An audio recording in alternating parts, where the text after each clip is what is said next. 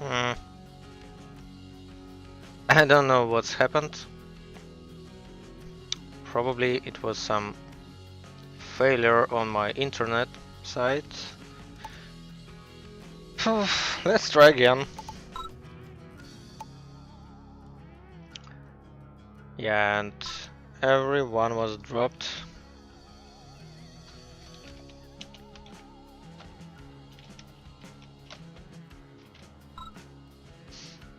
I don't know why.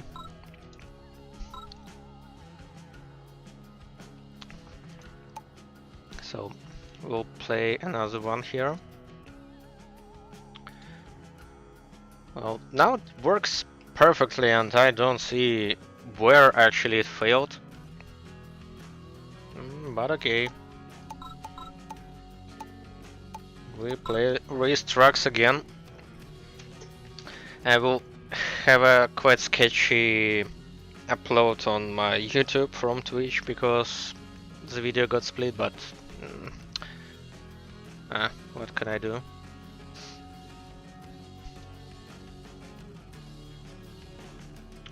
Yeah, also if anyone wants to join the streaming, like on voice, let me know because I'm on public stream server on Discord. Well, saying that, Chili Chef.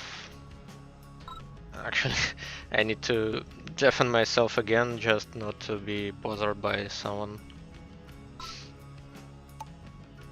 Battle control initial. Let's try that again.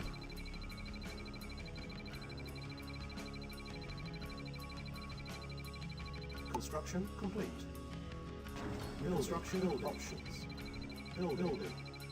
Cancel. Factory first. Early Dawn. Let's play Early Dawn. Haven't played that. Construction complete. New construction option. Training. Primary building selected. And let's try to capture that, as we have seen that Orb hasn't paid any attention to that. Unit ready.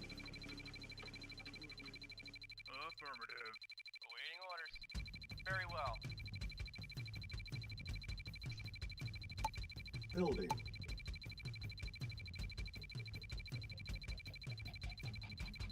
Construction complete. Construction building.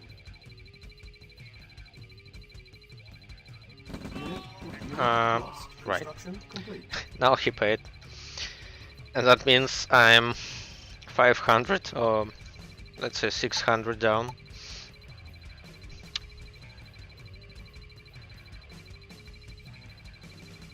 Should have gone double ref.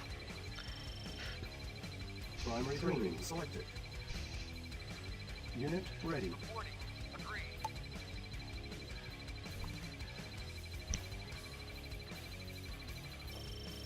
What?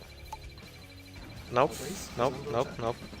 Goodbye. Prepare. Go away, Building. please. Construction complete. New construction option. Building. Awaiting orders. Thank you. Construction complete. Construction And complete. this is what I was saying about creeping upwards with your base. This way you can get Insufficient funds. better Building. placement on this one. Building. Awaiting orders. If only I have actually microed my Yes, sir. ore truck here. Yes, sir. Unit ready. Awaiting order. Affirmative. Reporting. Cancel. Building. Cancel. Awaiting orders. Affirmative. Yes, sir. Vehicle reporting. Insufficient funds. Construction complete. I don't pay much attention to chat right now, Eskimo, but I saw your message. Our base is under attack. And I will say that yes, Unit ready. 80% of maps were already finalized. Reporting. Unit construction complete. Ready and very well. Awaiting orders. Hey, go away, I said. Reporting. Nothing. No, no, I don't want to lose my ore trucks. You sick fuck. Unit lost. Ah. Building. Training. Yes, sir. F1. Unit ready. Reporting. Insufficient funds. Unit ready. Acknowledged. Unit ready. Primary building. Select unit ready. What I was saying. I lost my ore truck and I can build this one. This guy, I don't know whether it helps. Actually, I will build this one. Vehicle reporting. Construction complete. Construction unit lost. Building. Unit lost. Construction option. Yeah, I wanted us to go early Raiderdom. Unit lost. Yes, sir. Agreed.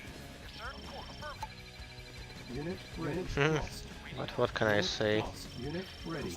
I'm failing quite miserably. So, what I was saying about maps, Unit ready. Lost. 80% of maps, as in 8 maps out of 10 are already decided. And you're seeing the third of them, which is racetracks.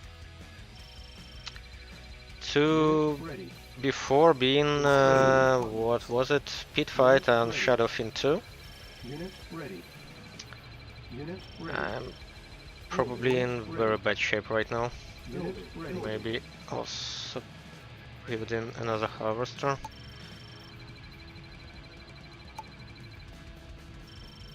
Yeah, so Pit Fight, Shadowfin 2. Yes, sir. Acknowledged.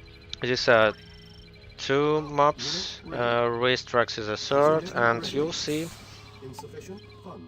some other maps Unit ready. soon Unit ready. Unit on my stream. Unit ready. Affirmative. Acknowledged. Building. Unit ready. Construction complete. Affirmative. Building. Unit ready. Yes, I have seen that APC. Unit ready. Unit ready. What the hell? Unit ready. Reporting. Affirmative. Acknowledged. Insufficient. Vehicle Unit affirmative. ready. Acknowledged. Waiting. Acknowledged. Construction Yes, sir. complete. Unit ready. Unit Yes, sir. ready. Affirmative. Mm, Yes, sir. As you wish. Unit yeah, ready. so that makes 3 of the maps. And 5 more I will try to cast today. Unit ready. Unit ready. Building. Unit ready. Construction. Damn it. Unit ready. Reporting. Acknowledged. Unit ready. Unit lost. Reporting. F1. Unit lost. Unit ready. Unit lost. Unit ready. Unit lost. Select unit lost. Unit lost. Unit lost. Unit lost. Unit ready. Unit lost. Unit ready. Lost. Unit lost. Construction complete. Unit lost. Unit ready. Unit training. Training. Unit ready. Unit ready. Unit ready. Unit construction complete. Unit ready. Unit ready. Yeah, so that will be 8 maps. And Unit other pack of maps will be up to a public vote. Unit ready. Unit ready. Yes, sir. Acknowledged. Unit And ready. I will try to highlight Unit ready. those as well, Affirmative. so that... right, he has a communication center up, which I probably need to destroy because he Unit gives a lot of vision which I don't want him to have. Training. Unit ready. Yeah, up. Get out, get out, get out. Unit lost. Good, Construction. good. Unit ready. Unit lost. Unit ready. Lost. Well, Unit ready. those losses were minimal. Yes, sir. And you should not be Unit here, ready. absolutely. Complete. Now you don't. Affirmative. Affirmative. Unit ready. Construction. Primary building selected. Building. Insufficient funds. Awaiting order. Unit ready. Yeah, so about those public vote maps, 2 of them are going to Unit be added to the map pool. Unit lost. Yes, sir. Affirmative. Unit lost. Unit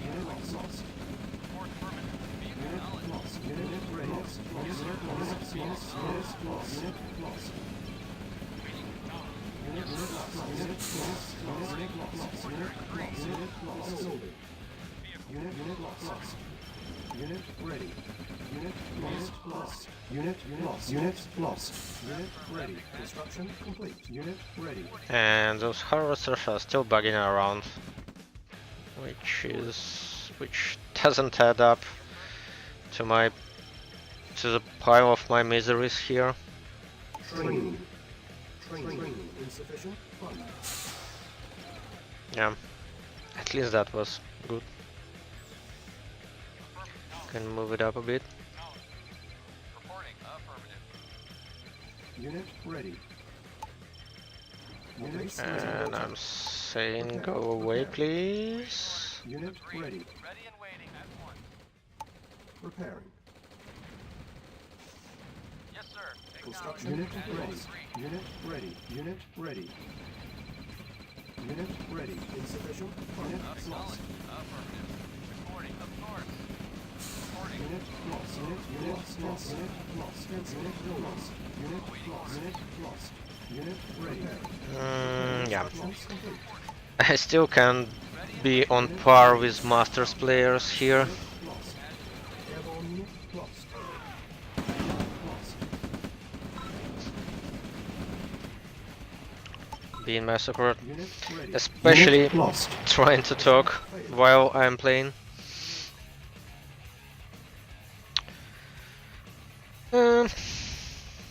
But at least you get to see what maps are there on the RAGL next season. Battle control terminated. It's not at all bad.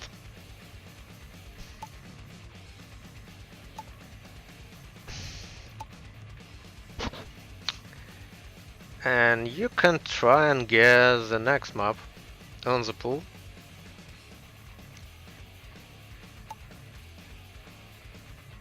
It was also played a lot, and it got a good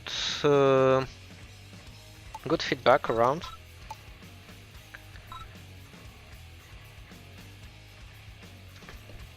Well, I should say that most or probably every one of the maps being picked for the RAGL Season 5 were played on Lorit's tournament, but you still don't know which ones.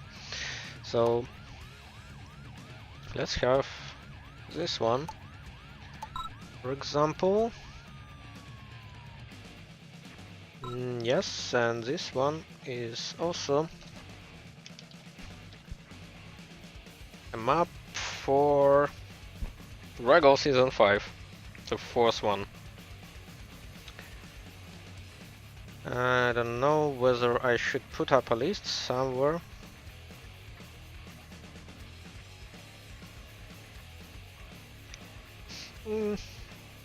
Hello, bug. We will get there. About what you are saying. In a way. And while we're getting there, we're seeing trapped. And I'm probably having a minute for a short break. Also, I probably need to unmute myself.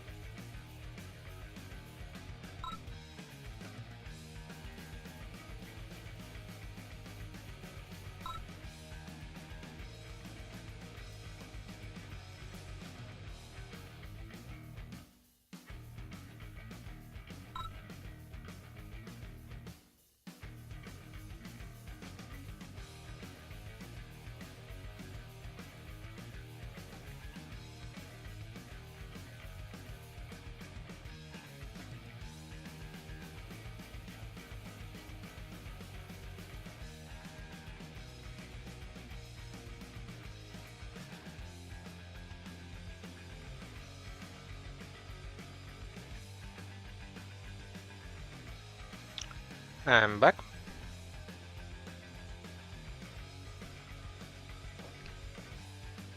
So, about this map, what can I say about this map? I can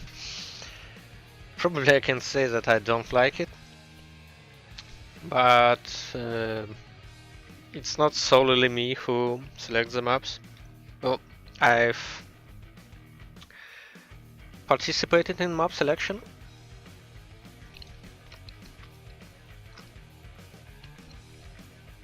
So, what I don't like about this map, I think, that it provides quite a lot of eco because it's probably 7 mines per player, and it also has 5 oil derricks on the borders. But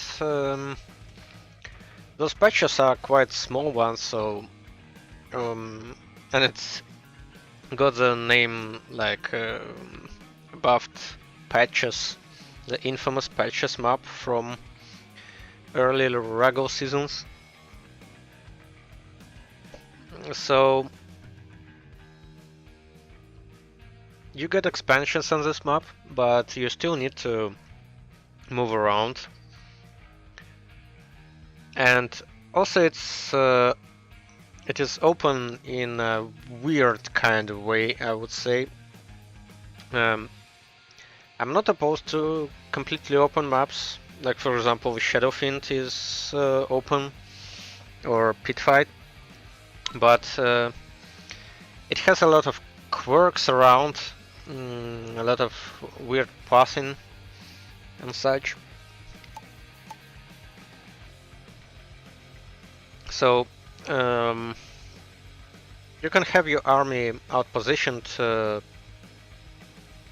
more easy than on most open maps. Battle control initialized. And we actually have a quite good matchup here to present this map, which is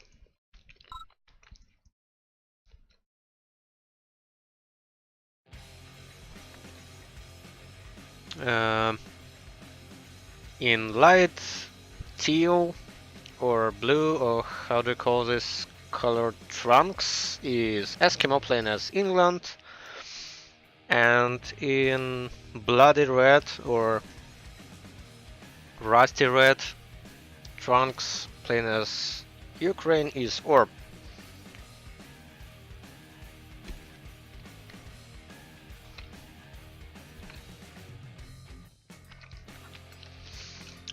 How long will I play? That's a good question, but I hope I will at least play until I show all the 8 maps that are already selected for the map pool. So maybe 2 hours at least. 2 hours more, I mean. Or maybe 3. I don't know. Till I drop that. Or like how it's called.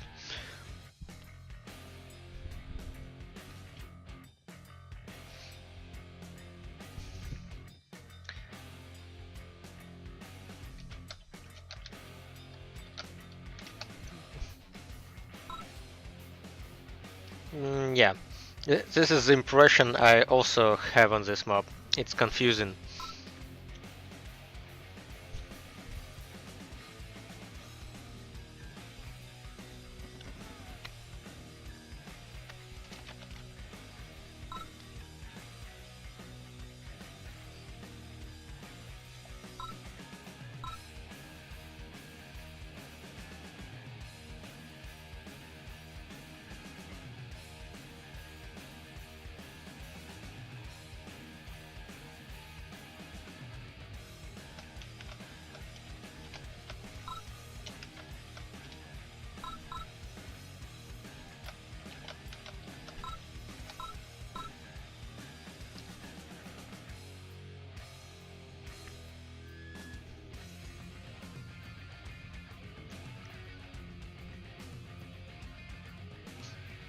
Yeah, I think this map is uh, one of those you need to get hold of, because you can't grasp it like right away.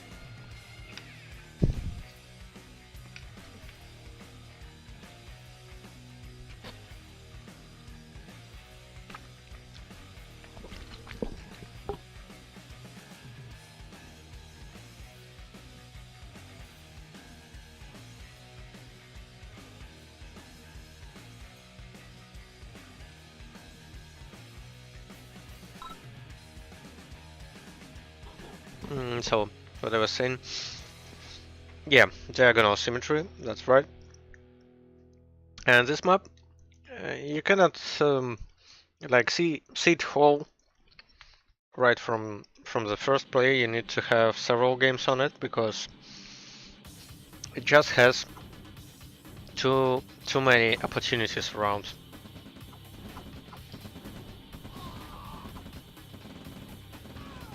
Like for example, you can expand here, you can expand this route, and this one is probably a bit more juicy, but this one allows placing one MCV and taking 3 mines, and this one needs crawling MCV to take all of these, but has more ore on every mine. Also, there are some center roads. This one, for example, is not at all used, but sometimes can be used, which also adds to complexity of this map. And then there is an outwards road for infantry or small army, which is not that present on the right half of the map.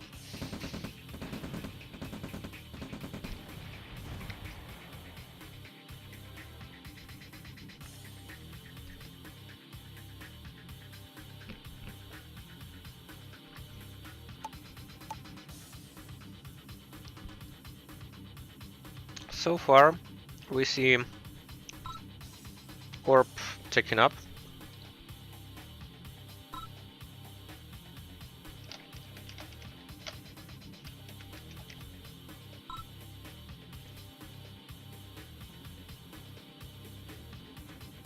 Yeah, and probably Orb remembers the good old patches map, where basically you need to always have your MCV moving around,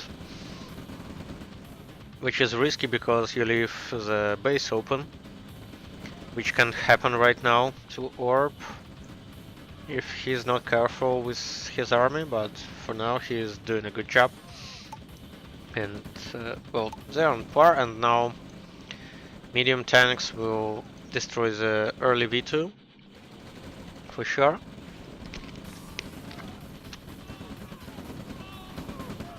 And that ore truck was a good addition, because it sucked a lot of damage from rifles and rockets.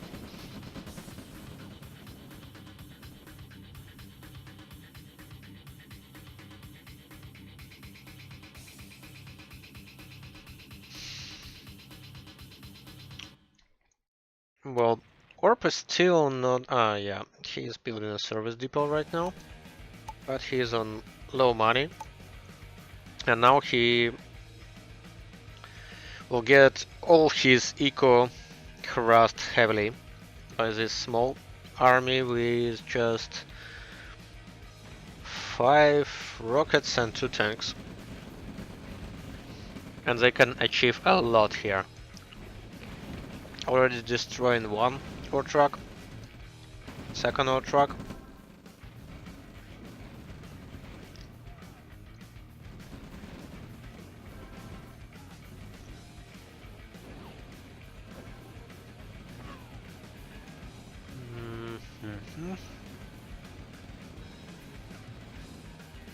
And that's the only MCV Orb now has, reminding you. So he's in quite a bad spot because, well, frankly speaking, early dome strategy probably doesn't work on this map because of quite a low eco on the start. Well, you can probably try and also crawl your base up to this one.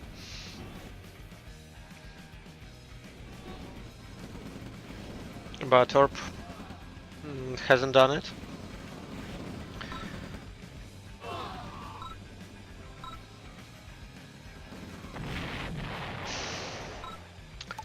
Well, we can have another game on it. Mm.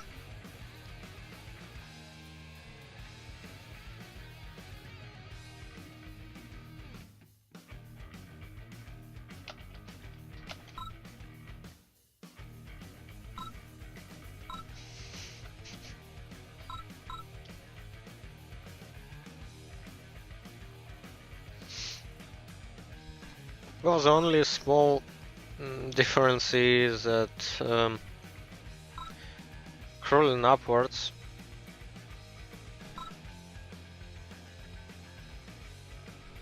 is always easier than crawling sideways, just because buildings are taller than they are wider. Which means that, for example, you can crawl upwards and get a bit faster to this derrick than your opponent gets to this one. But that's the only difference probably that matters on this map, which makes it quite balanced.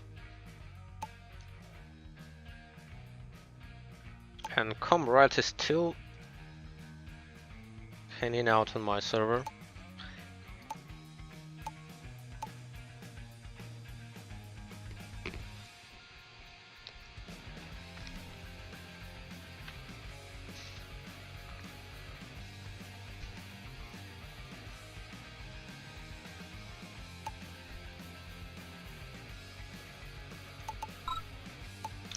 So I think we'll have another one on this one. Another game. Just so people can get more on it. On it. Well, probably it can even be a rematch.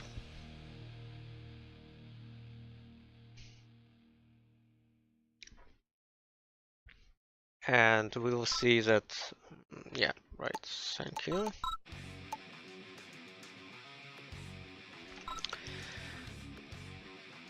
Good luck, have fun, and Battle control initialized. we can see a better Orb right now,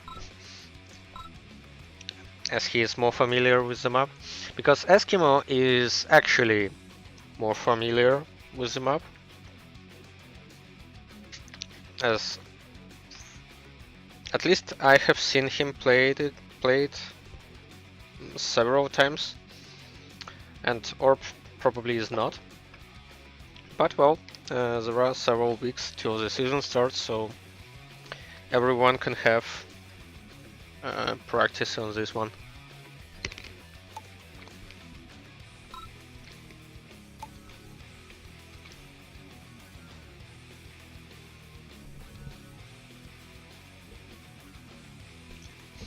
I wonder now whether Orb will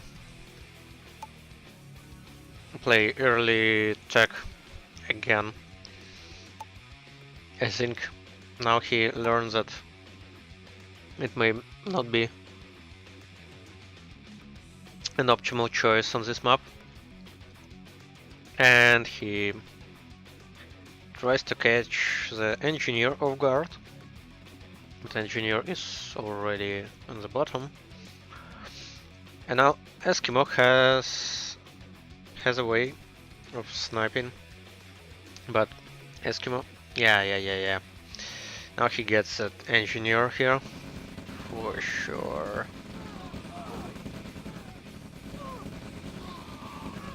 Still loses, but it's mostly even trade. And Orb needs another engineer up and running now because you see it. He lost one. But he can still press with his infantry squad, and he is running one ref, which will also mean that he is out of money. Even though he doesn't build any other stuff, he just built a lot of army, like 10 rifles I think, 1 dog, and 2 engineers now. So that's quite a lot for one ref to sustain, and he'll have a bad time now. I think he was expecting to catch at least 1 derrick.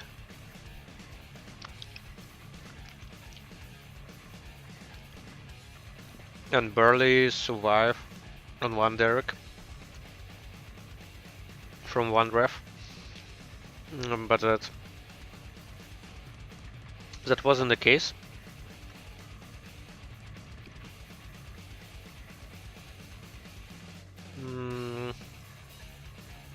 Yeah, I think he managed to snipe Eskimo's engineer now, which was a good catch. And now his APC will prevent that oil derrick from going down.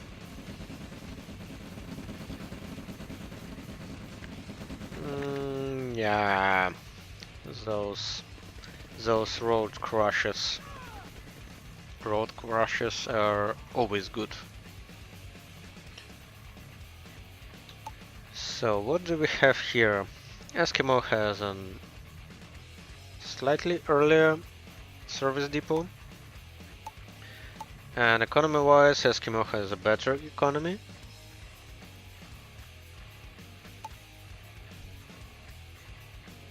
Which means that Warp was a bit too greedy on vehicles.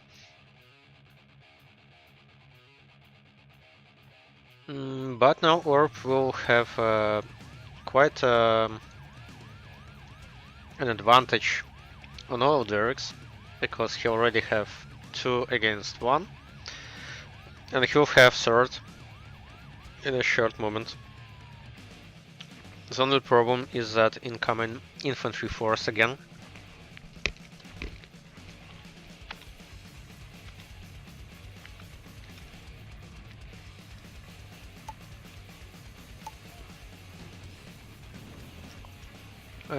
Also, the thing Orb is recently known for is this one. He likes to run the Grenadier squad around and destroy the excessive oil derricks of his opponent instead of catching or capturing them himself. I saw him doing it several times on Agenda, which is famous for its 6 oil derricks placement. Yeah, and now Orb tries to do the same, like patches crawling stuff.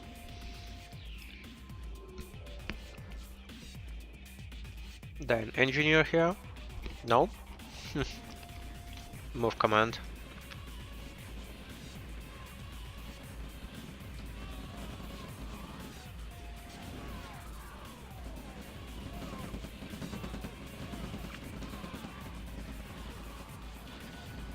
APCs got several crashes. So right. That's why there's a low power for Eskimo, because engineers which he didn't bother to see on his bottom right corner, and now he is paying the price of being a severe low power.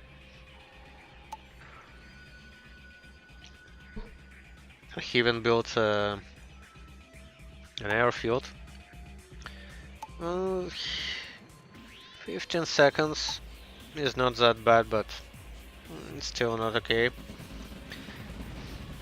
At the same time, he was first on taking this expansion sub,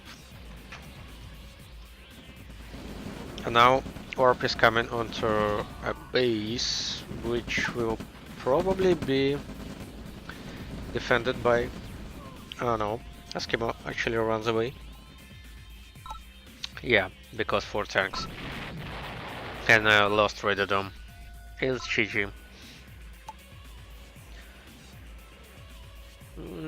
That Grenadier move did a lot of work here.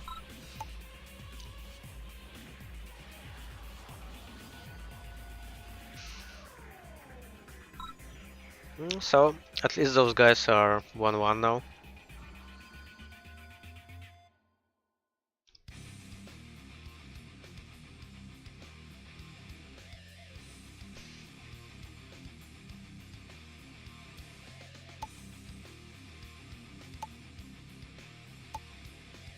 I suppose Orp is checking them up right now. Yeah, he disconnected. Battle control. Now terminated. we are returning back to the server, and map 5. We are already through 4 of the maps.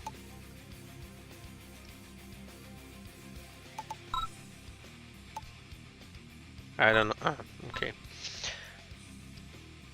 4 of the maps, and the map 5 that I will show you will be... who is it? Eskimo? Okay. I'll show it to him because I think he'll be personally pleased with this. This is the 5th official map for the RAGL Season 5, the Badger Hills, which got quite a lot of changes on it.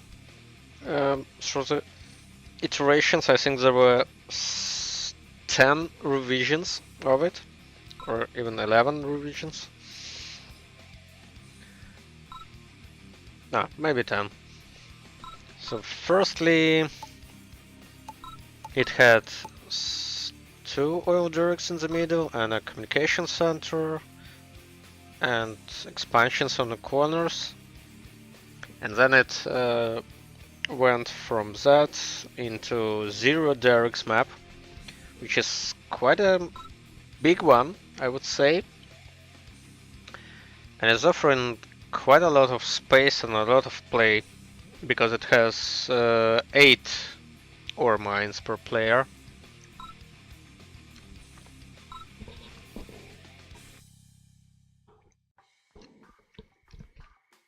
And you know what? What I'm thinking is the high ore mine count per player is the rise in map meta now, because we already see the, for example, Badger Hills having 16 mines, racetracks having 14 mines, and several maps are have gem mines also, which was not the thing for most of the previous seasons.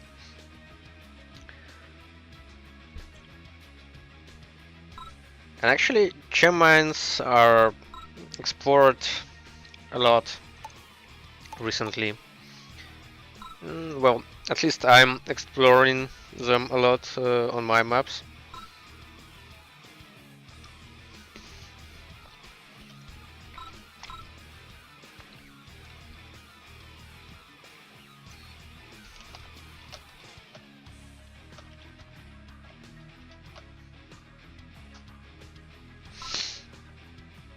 Yeah, so as the players are ready, we can.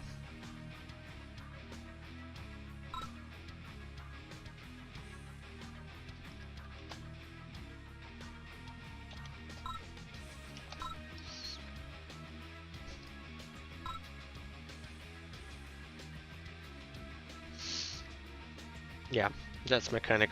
I forgot about it. He has a second nickname, as for example, Quendy also has a second nickname. So, back to the map at hand. This is a Badger Hills, famous for its water trees, which are absolute pinnacle of this map and a must-see. And it has 3 mines and a weird double mine ore patch at the spawn. Natural expansion near near the base, and then there are 6 ore mines in the middle, which have not a lot of ore, but it grows over time. So by the time players get to it, it has quite a lot.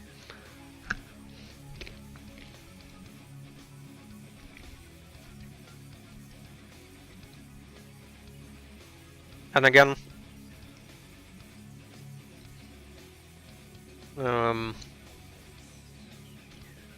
first expansion is 100% the natural one. But then you have quite a lot of options. Like, you can have one of the sides, or you can have the center, or you can do something like this one also. Because placing MCV somewhere here, you can grab all 3. And then by placing it either of these points, you get a lot of opportunities to be countered. The latest update of this map was for these corners. Like you can see that they are now much more open. If you know how previous versions of this map looked like, they had some cliffs on it and they were quite narrow to move your army around. And now you can pretty much have the whole army moved around through the corner and into your opponent's base. 0 oil derricks means that this is mostly War Factory first map. Still, we can see that Mechanic went for double ref opener, and he's he's I wanted to say a bit slow on his service depot, but he's actually getting a straight away service depot, skipping the second barracks, as people usually do, because if you build like 3 ore trucks,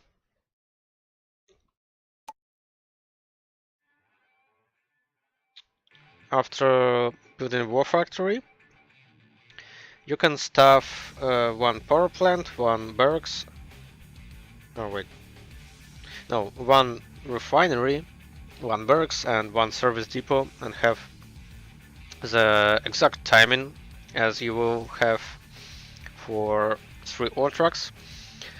So by the time you place a service depot, your War Factory queue is free and you can build an MCV. Skipping barracks, you have 8 seconds or 12 seconds, I can't remember. Something around 10 seconds, let's say. Which is like either either additional ore truck is 8 seconds late, or you have to build something else, which will mean that you have 1 less ore truck. But Mechanic actually went the straight route, using Service Depot just after the War Factory. So he went double ref, but then he went for ore trucks.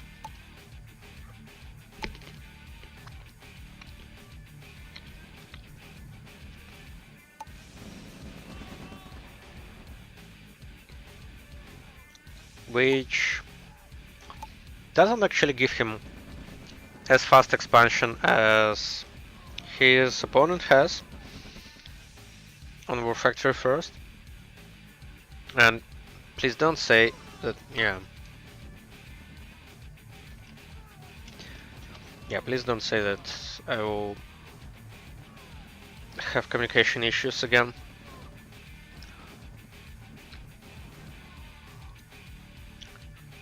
So, what I was talking about, it doesn't have as fast expansion as it could with War Factory first, but still fast.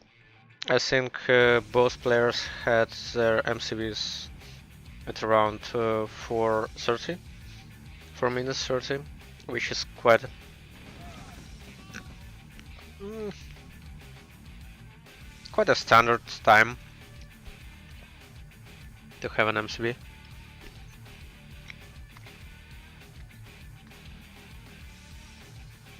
And Eskimo is moving around nicely. This is probably one of the things that is run around on this map. Usually that you place one refinery or two refineries on this one and then go your MCV further on these patches. But now Eskimo neglects his main base. He has Flame Tower ready, which is good for him.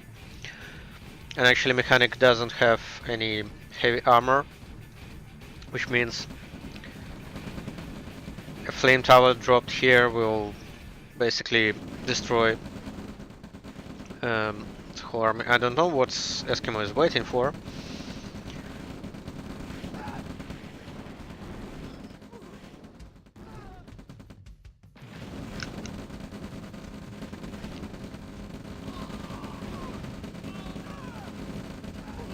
Yeah, still Mechanic manages to destroy one ore truck, which gets them both to 5 ore trucks, which is quite a low number.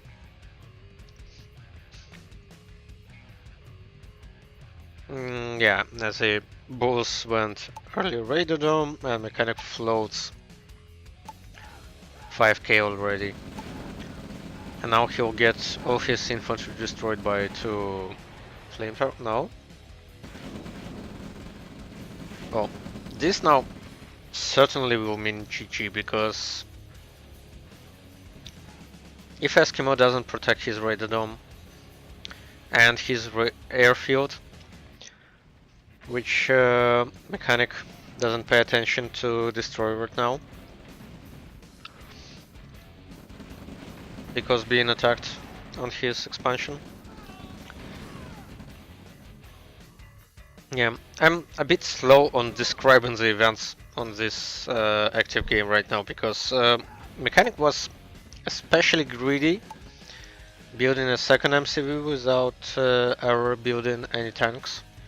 And now he's paying the price, because his old truck on the expansion was destroyed.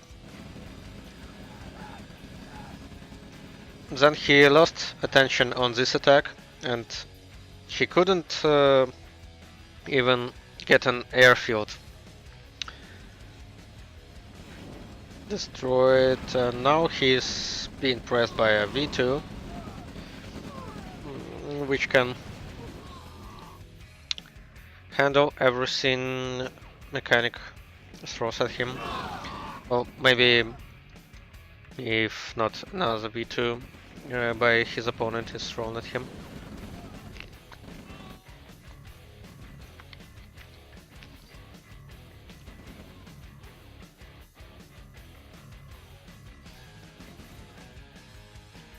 Yeah, now mechanic is at 3 MCVs, but no actual space to move that MCV to.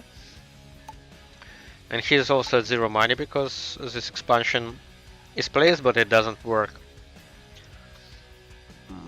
And he should have probably moved 2 harvesters to this ore patch, but essentially this game is now over. Because the economy, just having 4 ore trucks at minute 10 is well, it's bad. You can win games with 4 ore trucks. You can certainly try.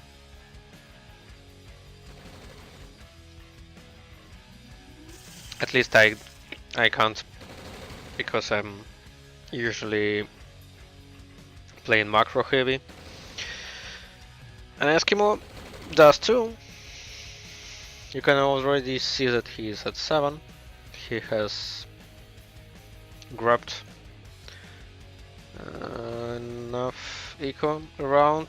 He probably either built and sold refineries or built additional ore trucks, because yep, he probably sold a refinery here.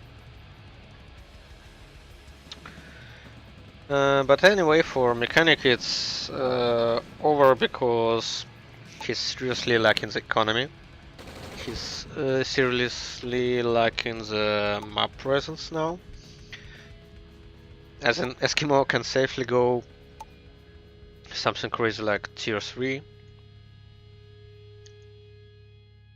He absolutely needs to grab this side as well, denying mechanic any further expansions.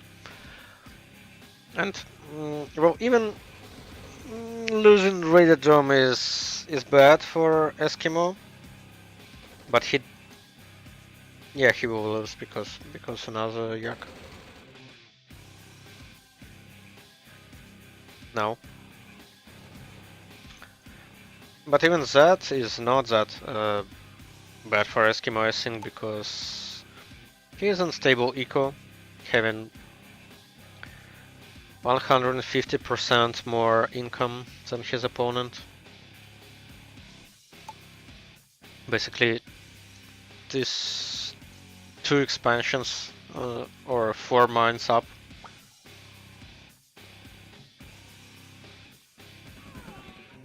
And mechanics ore trucks have backed out, which doesn't add to his 4 ore trucks strategy here. And he has nowhere to expand because this expansion is already occupied.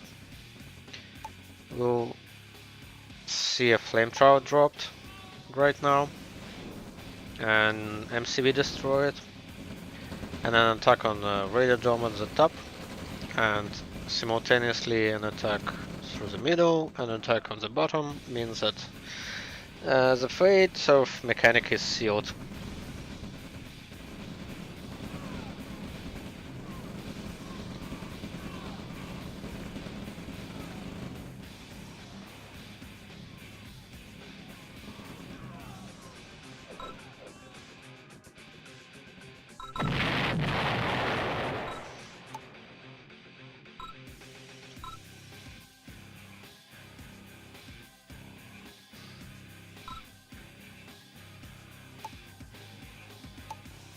Alright, I have shown you, yeah, I probably forgot to switch it to beige hills here.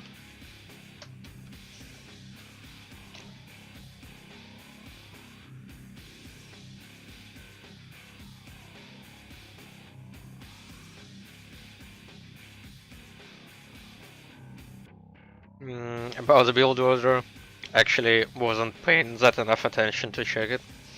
Sorry, Eskimo. But I hope it was an interesting one. Battle control terminated.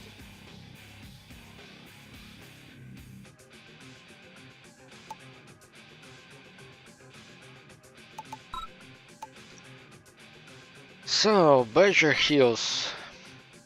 I don't know, maybe we'll have another game on it later. And for now we have 3 more maps to highlight from the 80% of decided map pool. And now I will show to you this one.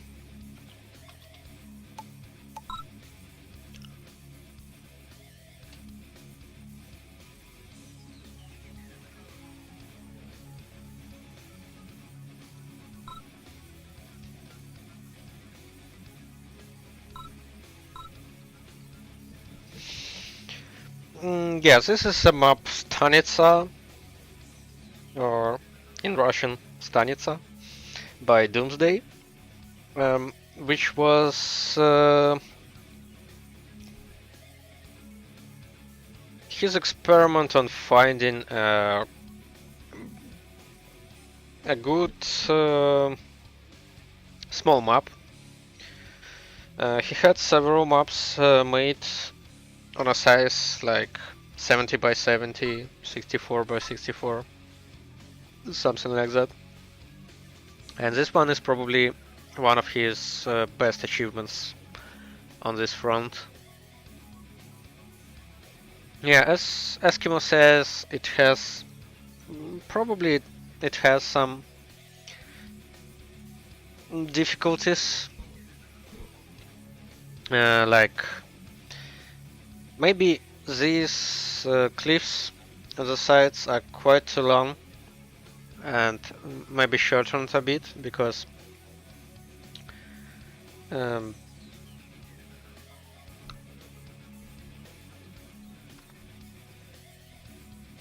map itself is quite small, but this cliff extends the moving time around, and if you have your army on one of the sides, this army can be caught off guard by the attack, for example, through the middle or on the another side.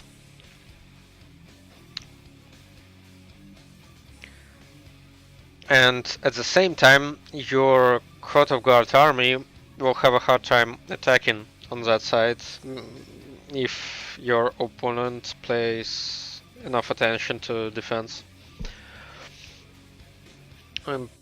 Lori also theorized around on the idea that this map is very good for very early Raiderdome push, or rather rush, and V2, early V2s, which can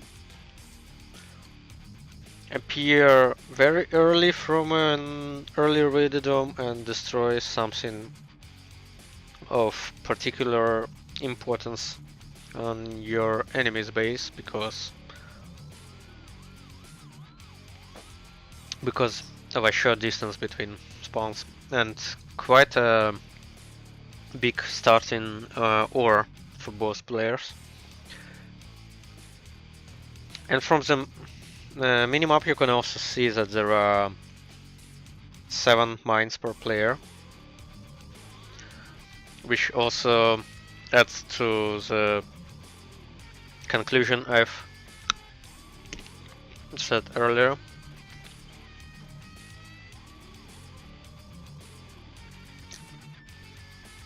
About having higher eco maps rising on the horizon.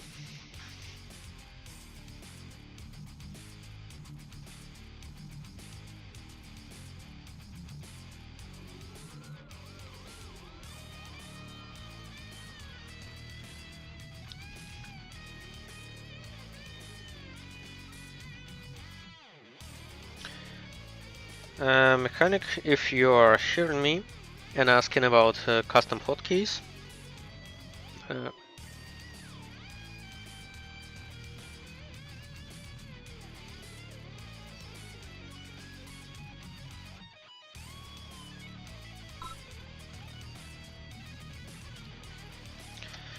You need to find a settings.yaml file where all the custom hotkeys are. And yes, when you move to this release, your hotkeys are gonna get screwed, fucked up, because several of them were named. Well, I'm saying that. Good luck, have fun to both players. Microphone initialized.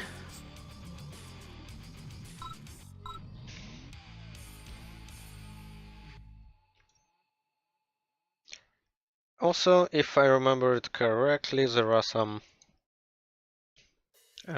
neutral civilians in the middle, which can also influence the game a bit, like it does on sidestep, for example, on the especially on the bottom right corner, where one of civilians always gets stuck on your expansion and prevents building stuff like refineries and defenses. And here civilians run around a bit and can wander up until one of the ore patches on the start.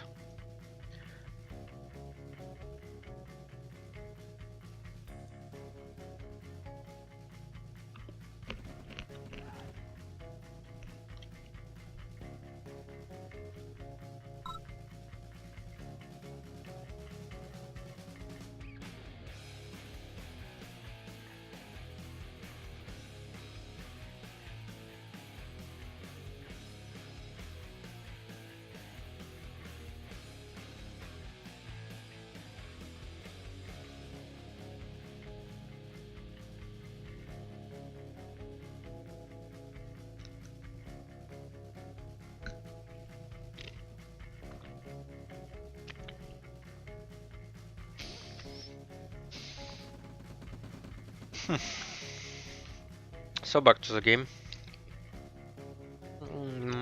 I think Eskimo almost got Chrono Panic's engineer.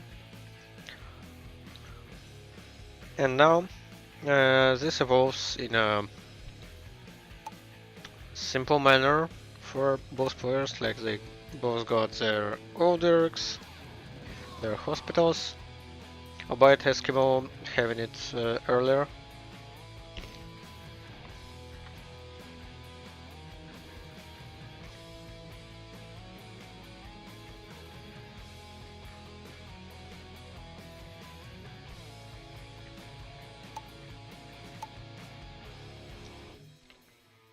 And I would have said that Eskimo will try and get that. No, Eskimo.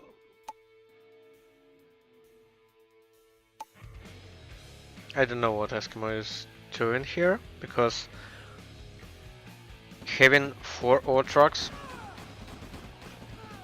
on a single refinery.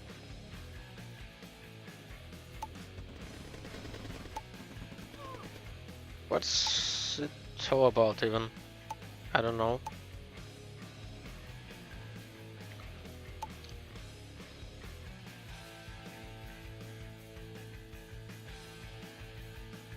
Well, if it's the same build order he had in the previous game, then yeah, it's quite weird. Having that much ore trucks on a single ref always leads to all those ore trucks, yeah, like this one. All those ore trucks are getting stuck on a single ref, but it hasn't played enough.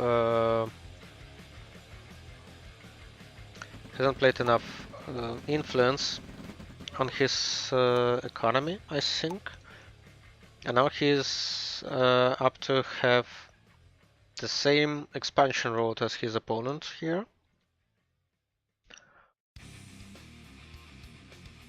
Let's see whether it will be effective. Yeah, he also prepared a turret, which could be quite nice. Eskimo also knows now that there is a base, so he had two choices. He had a choice to move back. Oh, actually three. Move downwards or continue with his MCV movement. And he chose to continue with his MCV movement, which now pays some dividends for him, as he pressed his opponent's ore track off this ore patch now.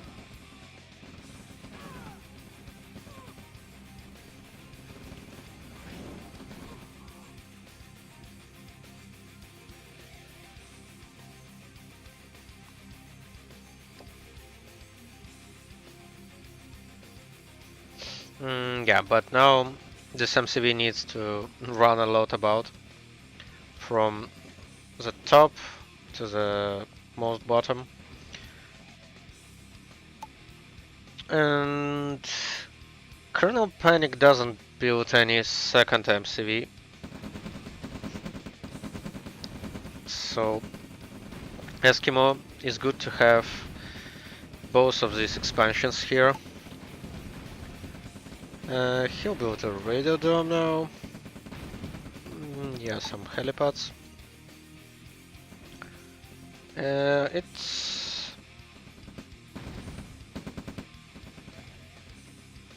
well, if something is to be said, then Eskimo is mostly in control of this game right now.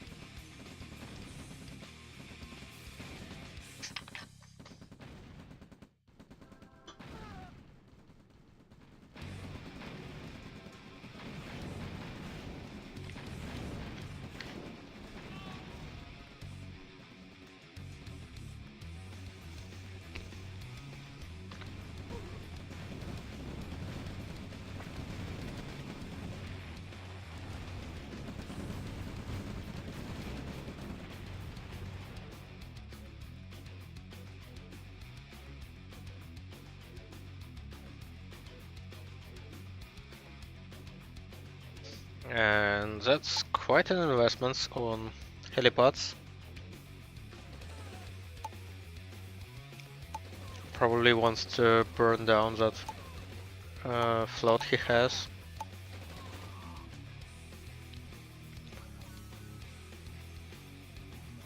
And if he gets enough hinds up,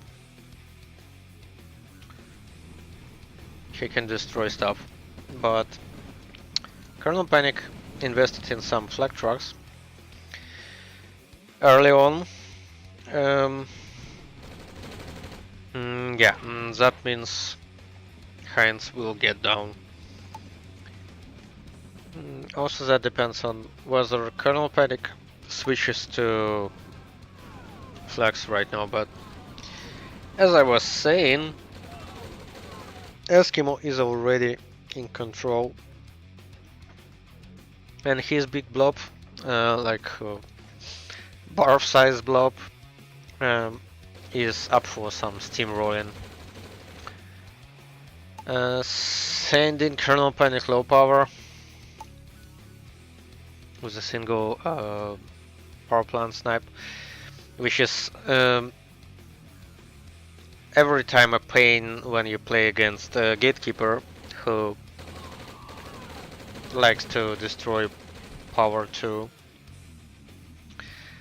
And then if he sees that, well, most players are, if they see that you are getting low power after getting power plant destroyed, they try and attack you even more, destroying even more power.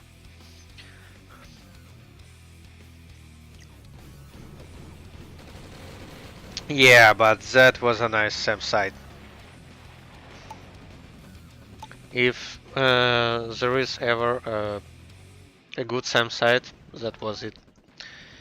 Which doesn't deny the fact that Kernel Panic is actually in a big trouble because Eskimo is floating 12k, he has tanks, a lot of infantry, probably having tier 3 in a minute or two. Well, I hope that in a minute, not two. Hello Kazu. What maps? What map have you left on? The maps that were played were Pitfight, Shadowfiend, Racetracks, Trapped, Badger Hills, and Stanitsa right now.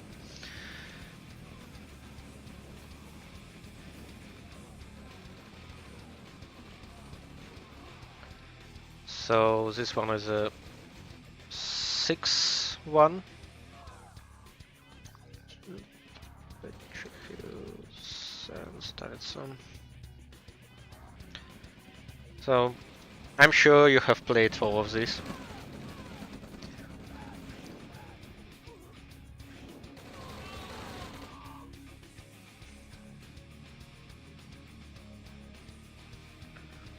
And you probably haven't missed any of exciting play.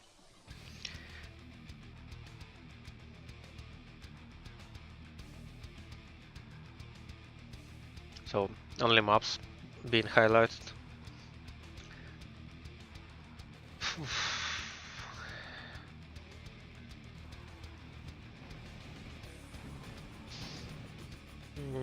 Yeah, Kernel Panic should be at 4 harvesters right now. Then on 3 harvesters, and then there will be an attack by Eskimo with something heavy from the main front.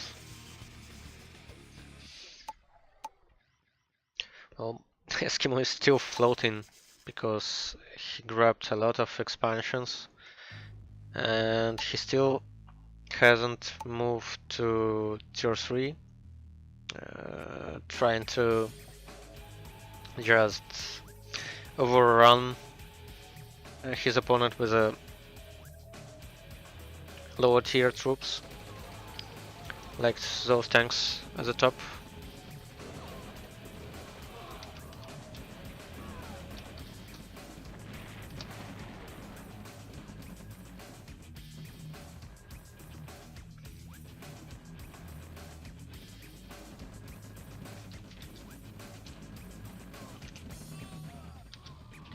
Yeah, when I was typing Stanitsa, I actually typed Satanitsa.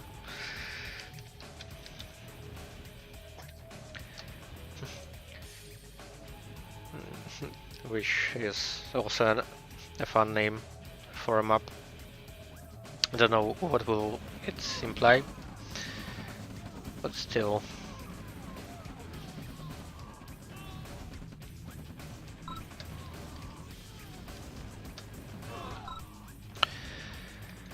Maps.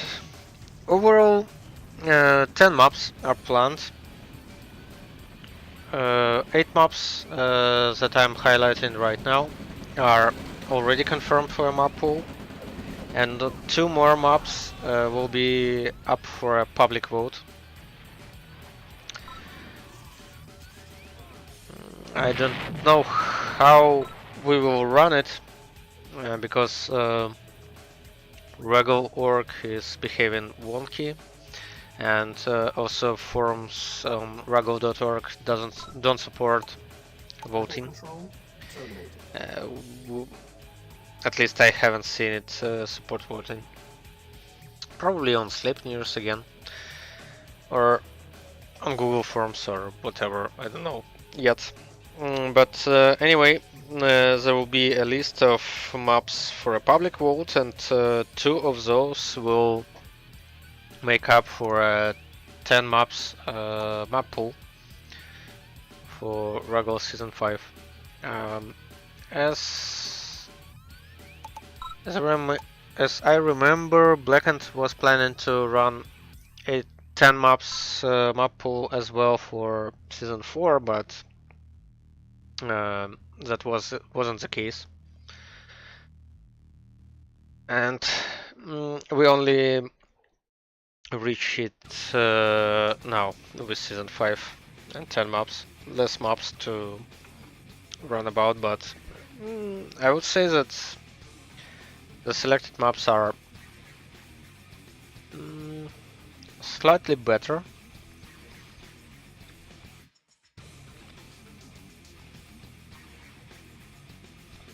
As, for example, Behind the Veil and Winter Storm were, and Dolko Forant were, they were not bad, but they were on a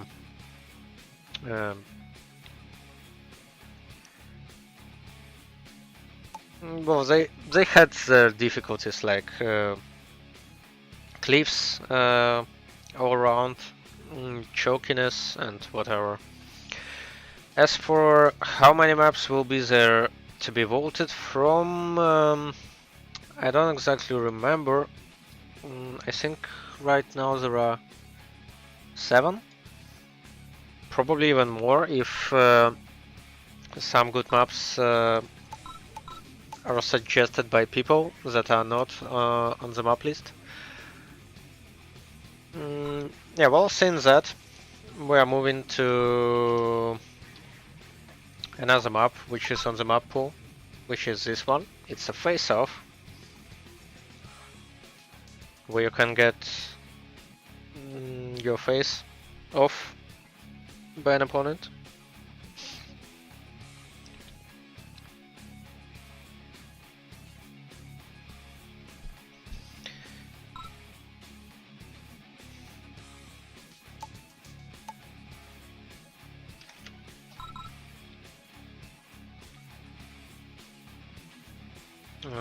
So, starting.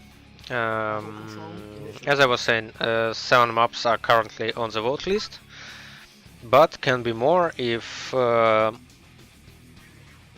any worthy suggestion comes in. We can just add it to the list for a vote, of course. So the remaining 2 maps are not final, and they will be made final right before the start of the tournament, which actually I haven't set, but there was a suggestion, and we went. Well, it was actually my suggestion to move the start of the season 1 week. Ah, no, it wasn't mine. It was actually, well, doesn't mind. So the start of the season will be on April 2nd, not April 9th, like I was saying before. And the closure for registrations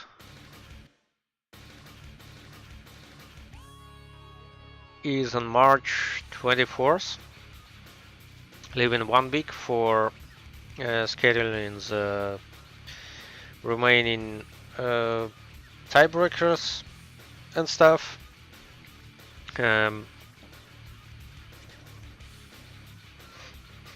Running the schedules, fixtures,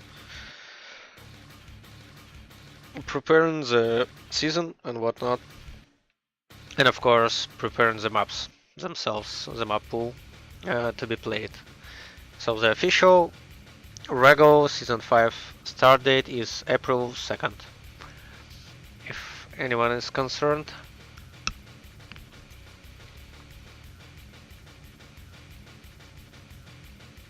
And of course everyone playing RAGL is, because you don't want to skip your matches, do you? Also, hi Eskimo. I don't really hear you. But I see that you have joined. Can you hear me now? I probably will lower my music a bit and get your sound a bit up. Say something else. Can you hear me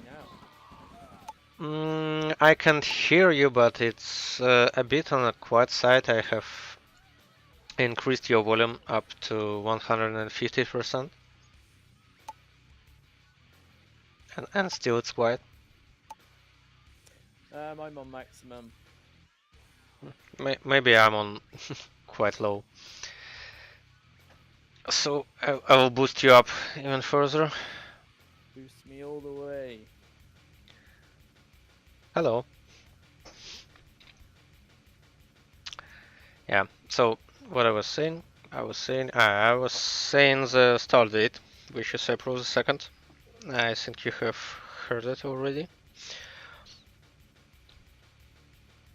And I've also shown the 7 maps of the RAGL Season 5 map pool.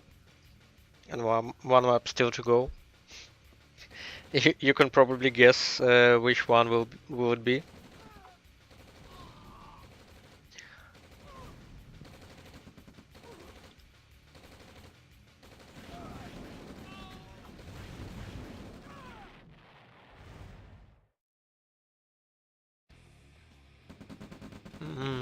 Yeah, and actually we have a game here. I don't know how competitive is it.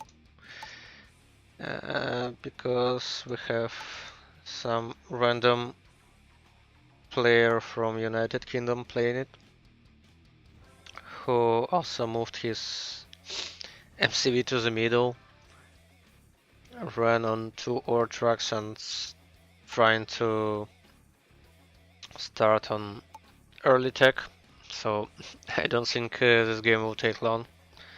Colonel Panic should finish it up pretty quickly.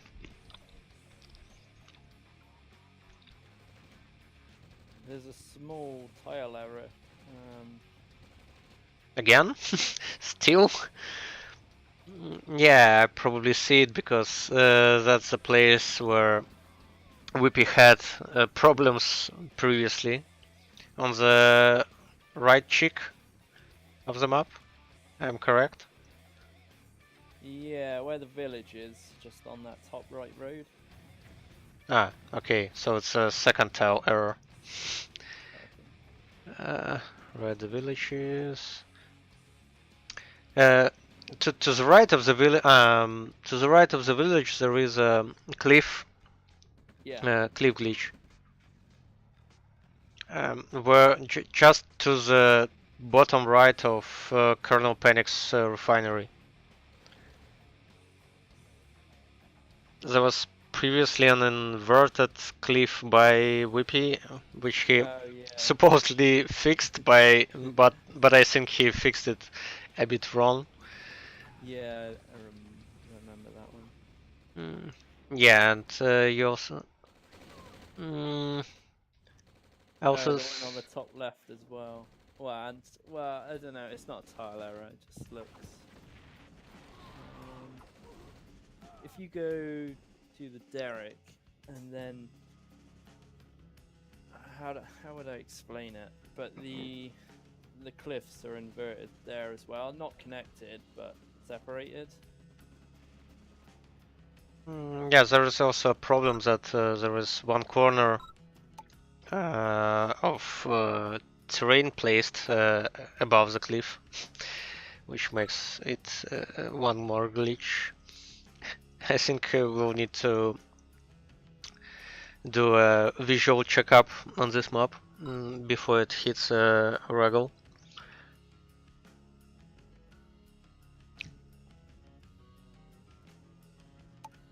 I think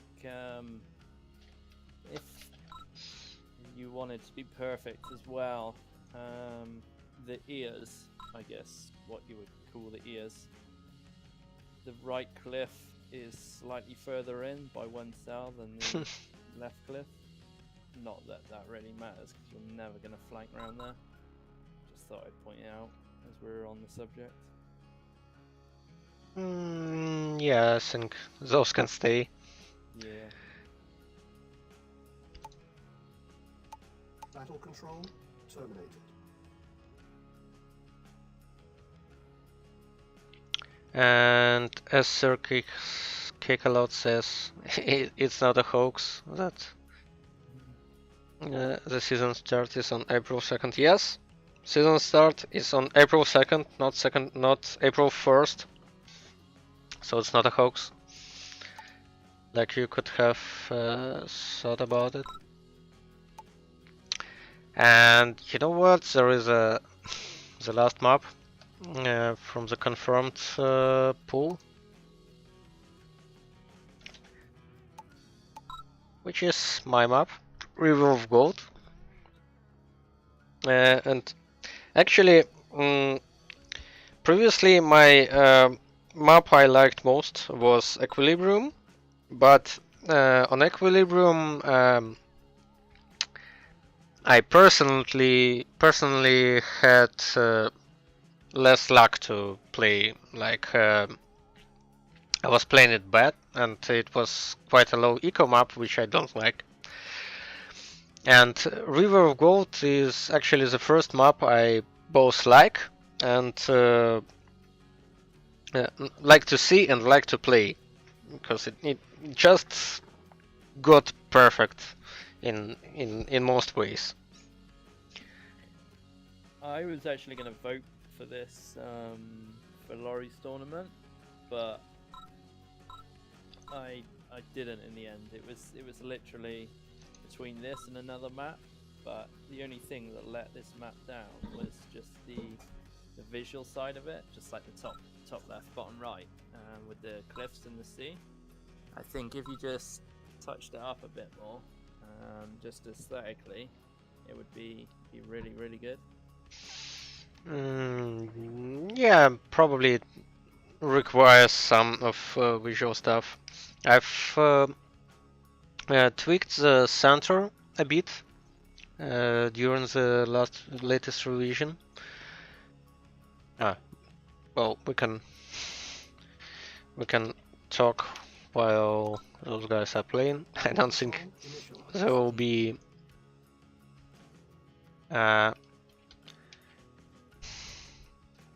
no, we can't.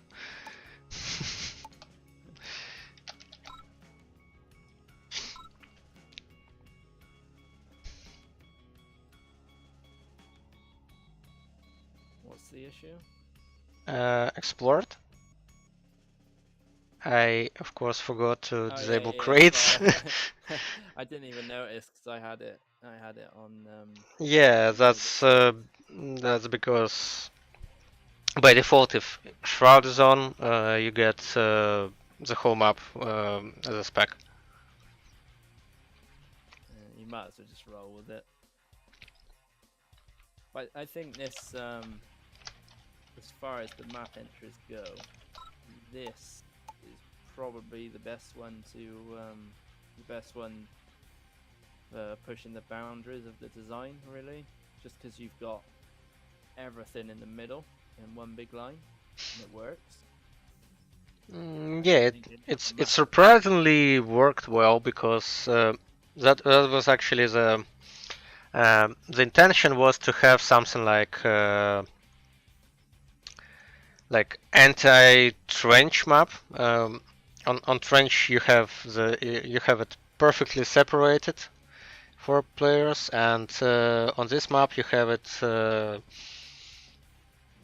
the whole expansion is situated in the middle, so you cannot have a perfect split for players, because they will always get into each other's bases, and ore trucks will follow the ore road, top or bottom. And also what I like on this map is that the mines in the middle are quite separated from each other, so they are like very evenly spread across the whole distance of the map, which adds to it.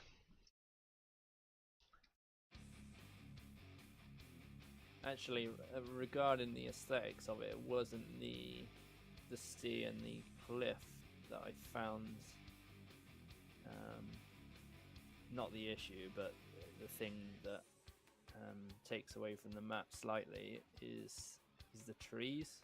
It's just too Generic. not generic. Yeah, just too obvious. Like you've got the burnt woods in the top left and just the regular woods in the top and the bottom right. Yeah, that's a thing I like to do on my maps. I think if it just merged together a little more, then it would be perfect, really. So I think it plays really well.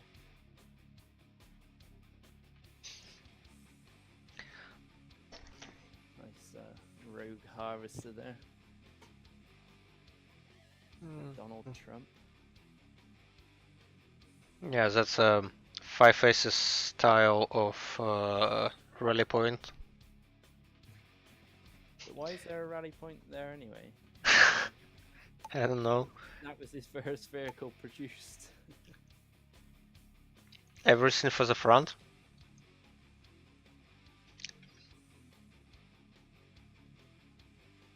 Well, at least the guy's doing good job at exploring the map.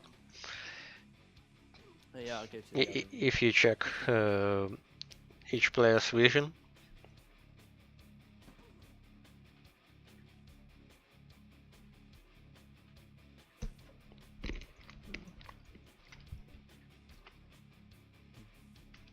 The harvester's he's gone again. Yeah, and it's running on my server, so I can't really leave the game and start another one.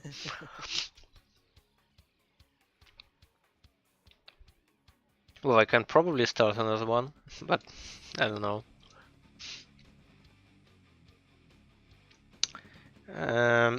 I feel this game will drag along for some 20 minutes. Or we can hope that one of the players will just disconnect early, like Christoph did in previous game. Yeah, I think Donald Trump would take it just through sheer amount of harvesters, even though they seem to be going where they feel like it.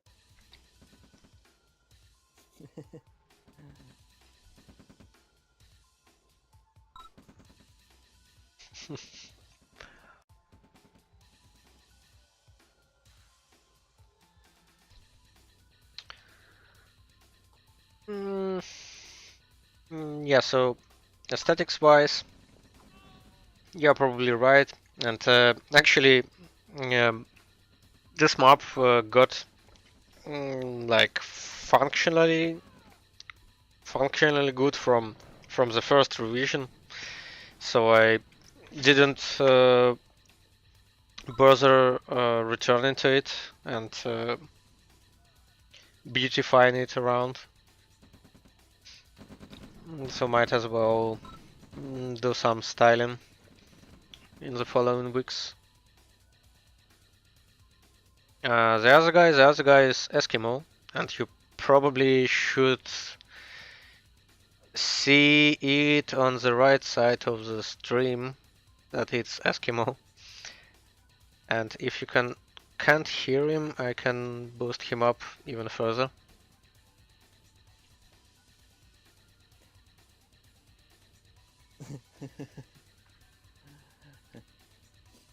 Oh yeah, I just seen the comments.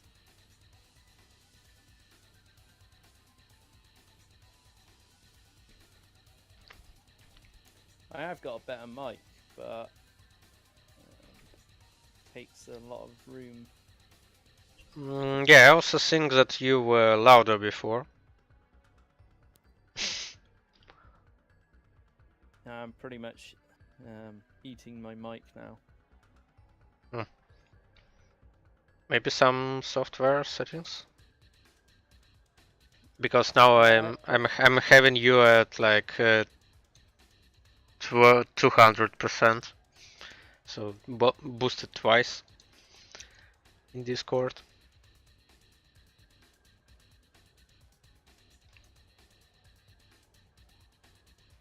Mm. I'm almost inclined to ask players to play faster.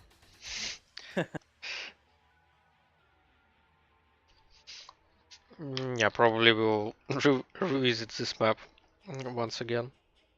And actually, this is the last map, so I can repeat some, like this one, Face Off, Badger Hills.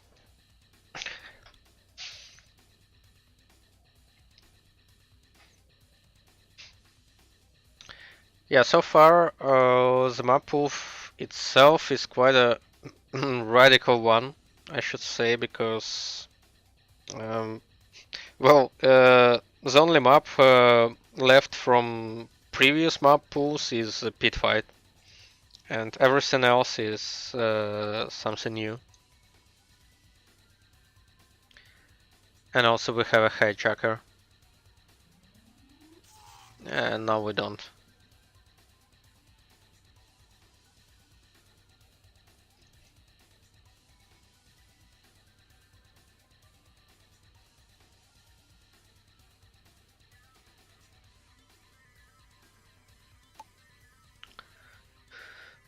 Uh,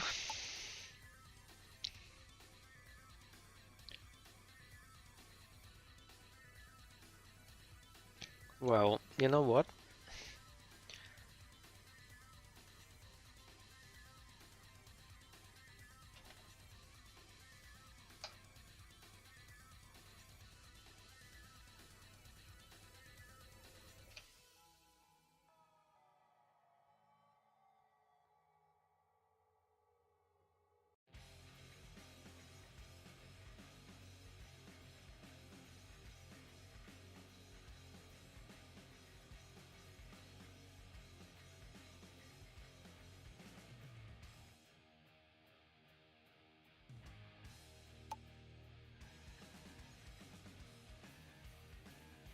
Hmm. I've tried to run the second server, and it didn't work. Okay.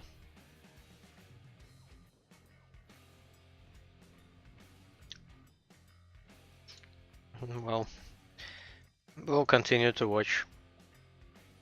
Or maybe we'll give it like 30 seconds for these people. And I will just run on something else. And I also have gotten to fix the top one. The top title for the maps. So anyway, we'll be returning to Face Off, returning to Badger Hills, and this one will have another go as well.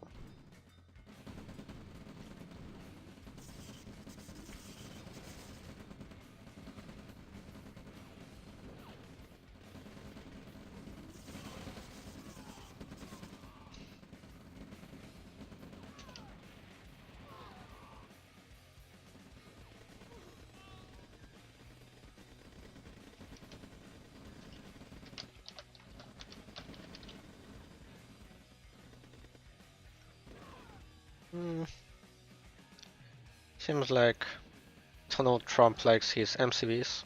Probably it allows him to build more walls. If only he had built any. Hmm.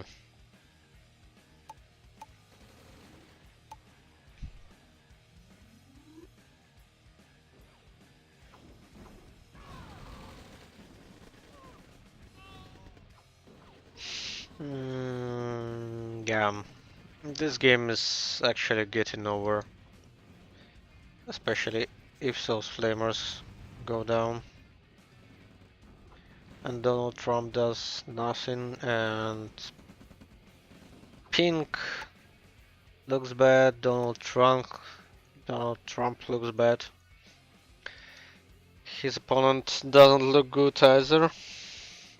And it will probably drag several minutes more, so I'll just switch to some other server, not run by me, unfortunately, because my server is busy running the game for these guys. So we hope that the game will stop sooner than later. Yeah, I'll just run another game. Battle control terminated.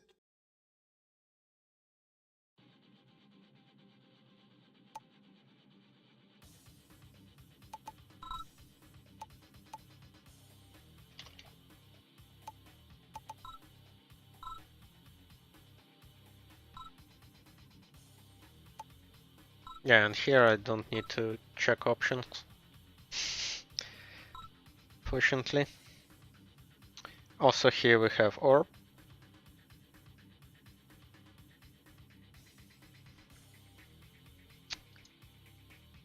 So, I have shown you the 8 maps of the RAGL pool. And we'll now have some more games. Yeah, comrade, you're correct.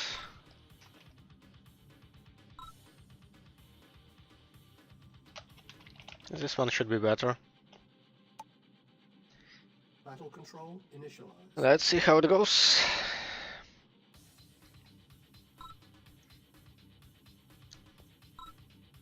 Well, obviously, Orp will have better shape here than Kernel Panic.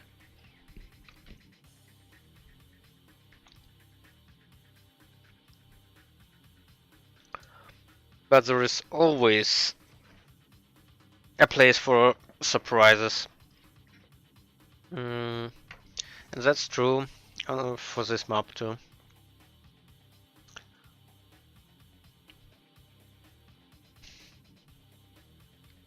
Yeah, some visual stuff certainly wouldn't hurt for this map. Maybe placing some more woods in the corners.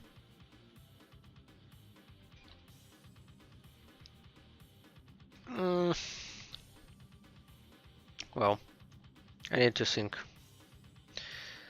on this map to make it more beautiful.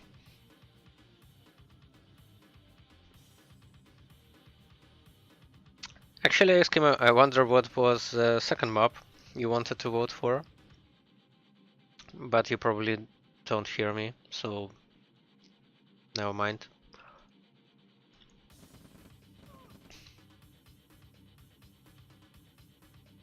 Okay, that was not the engineer, but wait, where's the engineer?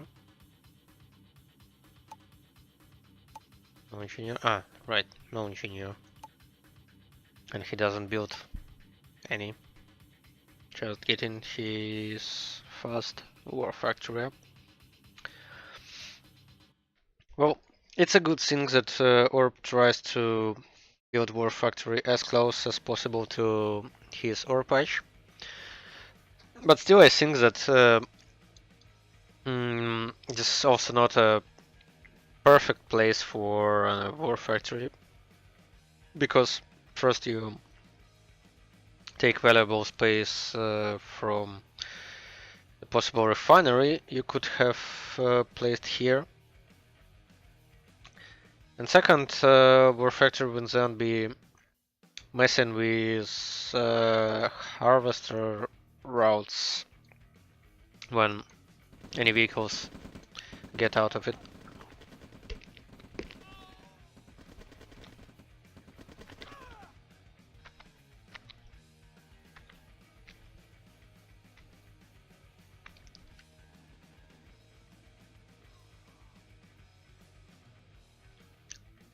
Still, I think it was Smithies think to place a war factory as close as possible to an ore patch, so that your ore trucks get harvesting quicker.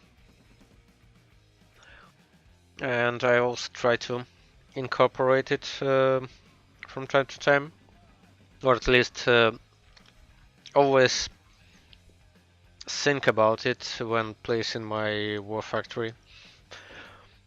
Unfortunate thing is that if you place war factory directly above any building, then it's rally point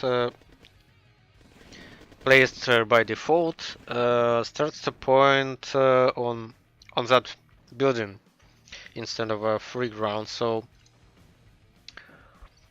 all trucks and tanks and whatnot are getting a bit bugged by that stuff. As far as I remember, if a war factory is placed directly above the building, all trucks are having a harder time finding the ore. And also tanks can clutter the free space because there is not a lot of it. So that's that. Try to at least leave one cell open below the war factory when you build it. So Orb is trying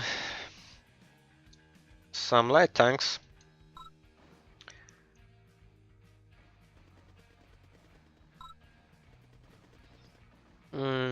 He missed blocking the construction yard, which is unfortunate for him.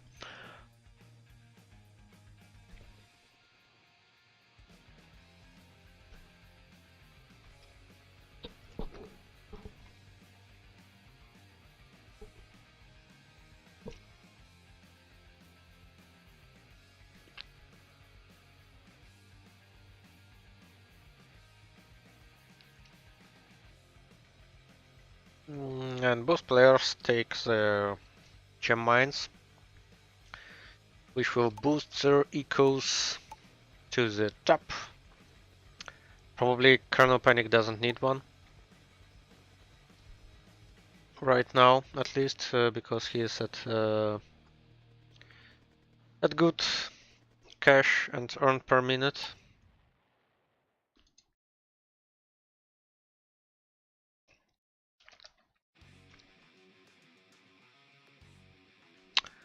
Let's switch music up a bit, like to something this one.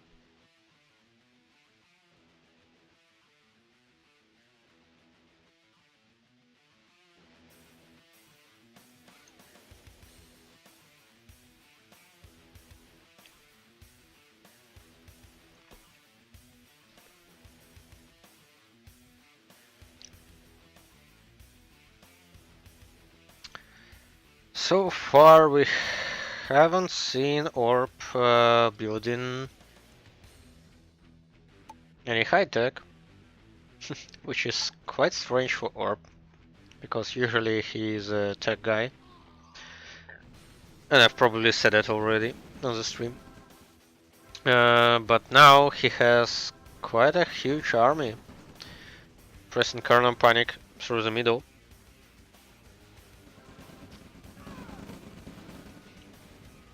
And also expanding and having second war factory, which will allow him building even more tanks or whatnot. Yeah, tanks. Tesla can stop him a bit, like destroying a lot of tanks. But Teslas are... they have building time as much, almost as one refinery, and I think the same as one ore truck, and the same as service depot, 29 seconds.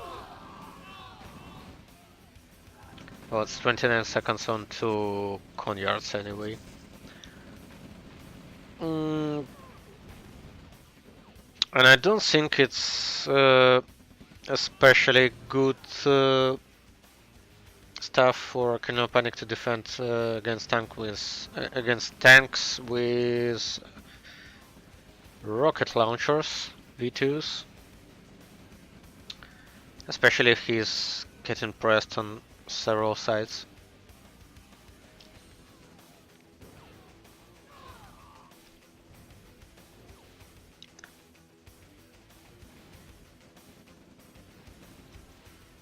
So instead of having an early tech,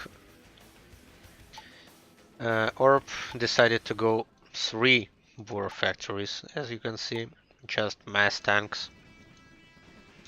Which is a good thing because he saw that Colonel Panic went earlier Radiodome and some V2s, which can have a hard time hitting medium tanks.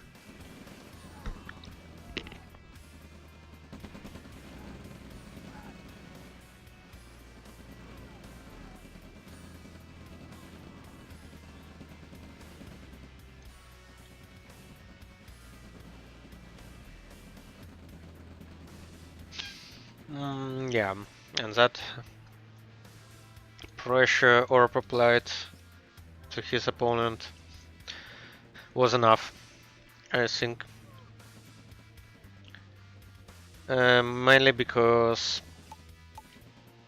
now Colonel Panic will be at low money because he's stripped of his ore on the left.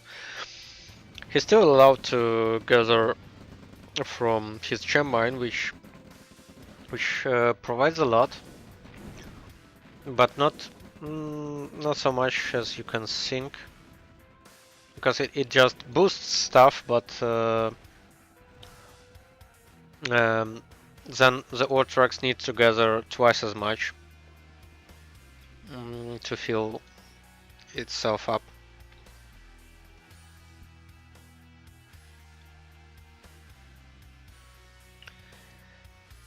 And well, as what I have thought about this map is that generally you would want to get your MCV on the other side to expand, not on your side, because if you place it like this, your ore trucks are exposed on a big front from the other side by your opponent to attack. And you can't even properly defend them because your MCV is on your side, which is protected enough.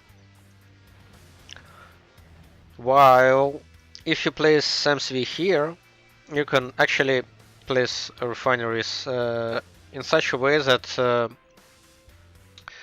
the inner side, well, the ore becomes the inner side of your base on the left and on the right, so your ore trucks are much more protected this way. Or another thing you can run is to try and get, for example, 4 ore from here to somewhere here, so that you press on your opponent's main base, especially if he tries to... What? Wow. I don't know what that is.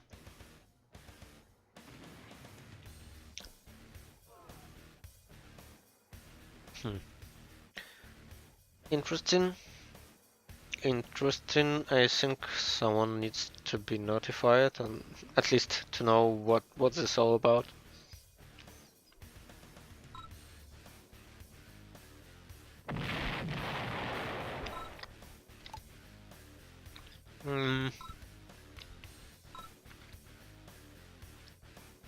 Ah, okay. My server is free, Control terminated. so I can run another one there.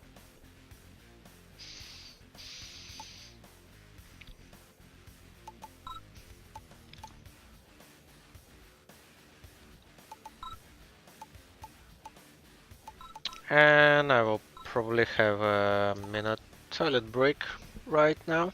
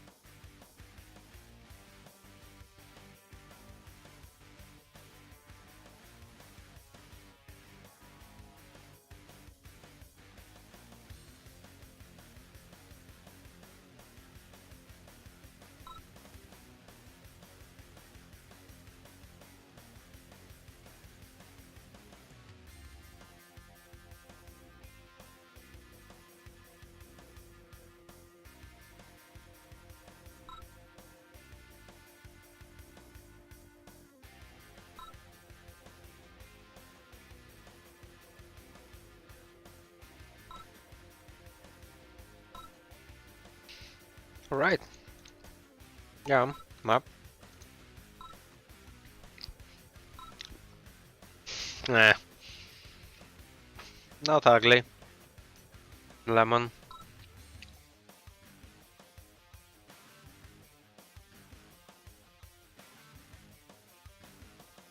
Mm,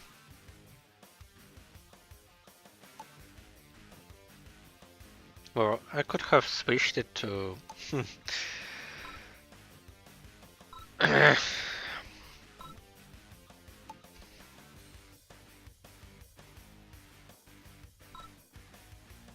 Hmm, no. Well, actually, from the start, I haven't liked it too. But I've changed my mind a bit after I won against Mo on this map. So that levels things a bit.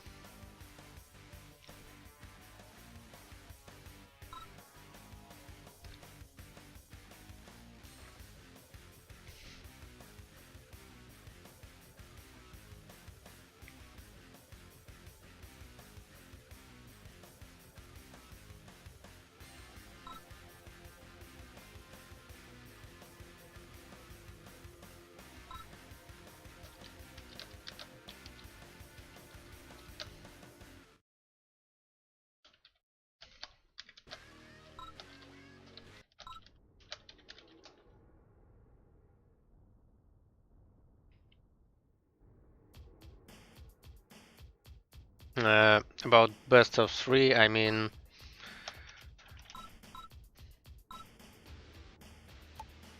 okay, let's have this one instead.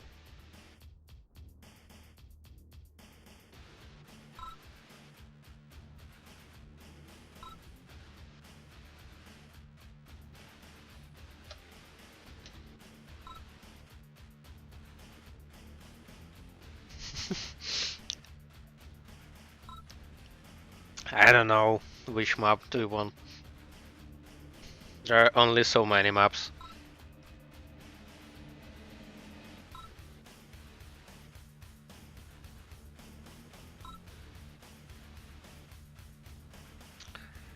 Uh, Not Stanica either.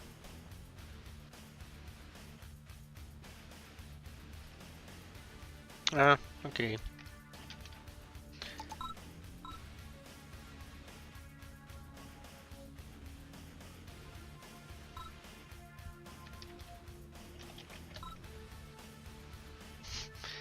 I hope at least we get a match.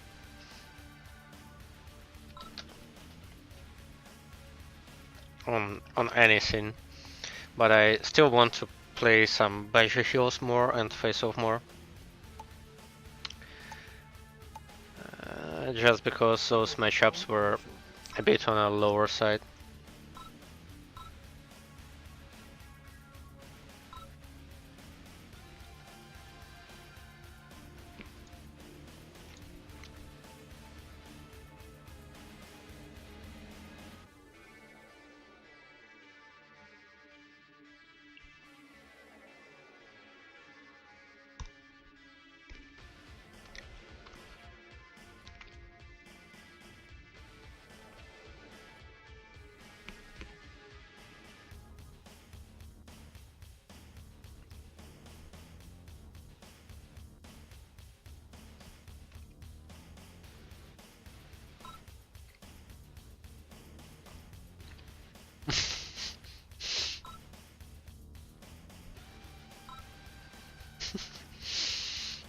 Yeah, Eskimo, the people's hero.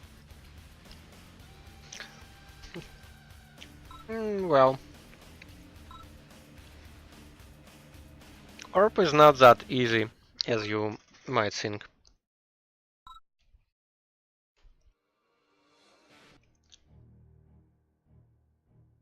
Certainly has some tricks up his sleeve, and as he is in Masters, well, he was promoted last season, and probably had a harder time than he could have. Um, I can say having a higher competition to play around against.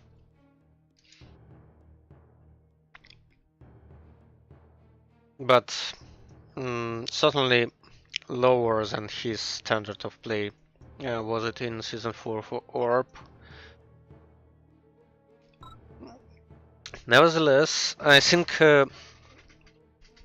with a proper practice, he actually has a chance at hitting the top 4 even.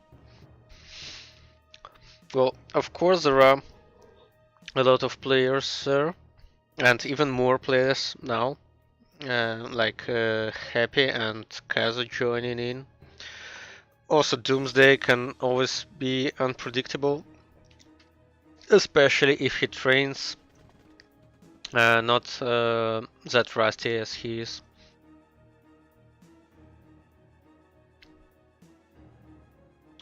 And again, I don't get where Orb's engineer disappears. Also, Orb plays Annie now, which is interesting because at least in competitive scene he always played Russia, and there were always shock troops around.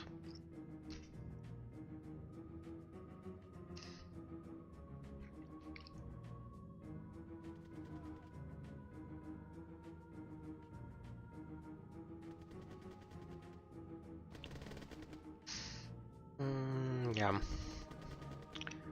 At the same time, I remember that 3 ranges push was also, I think, if not invented by Orb, then successfully ran by Orb. Like having 1 ranger blocking the barracks, 2nd ranger blocking the ore factory, and 3rd ranger blocking the refinery. While also, for example, having an engineer capturing the construction yard.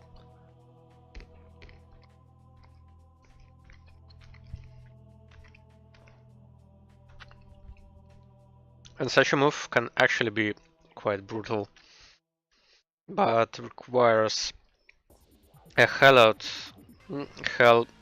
lot of not eco, micro to just execute everything. And Orb was just short of executing it perfectly on some game, I think, casted by 5 aces. So, if you're up to skimming through 120 shoutcasts, you can give it a go and see that game, because I don't remember which one it was. Well, at least you can search by Orb name in them, so that cuts it at least 10 times. So what do we have in this game?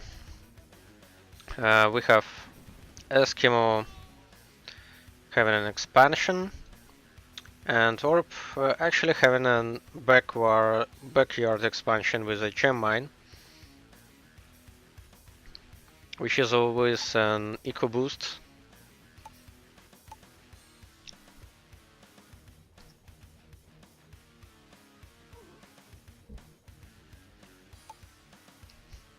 Mm.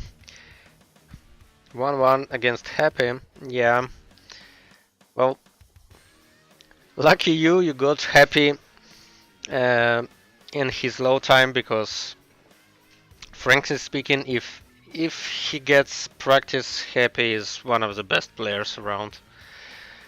And actually, well, I too have some records against master players. Well, for example, I have a win against Lorry Driver, but certainly I don't see myself winning one game out of 20 against a competitive lorry driver, let's say. Or maybe 1 out of 25 is possible. So this just shows that everyone is beatable, and of course everyone is beatable when he's rusty and when he's out of practice. Like you could have seen, for example, Doomsday play at the end of season, and Soulskirts play through the season 4 and actually his latest casts.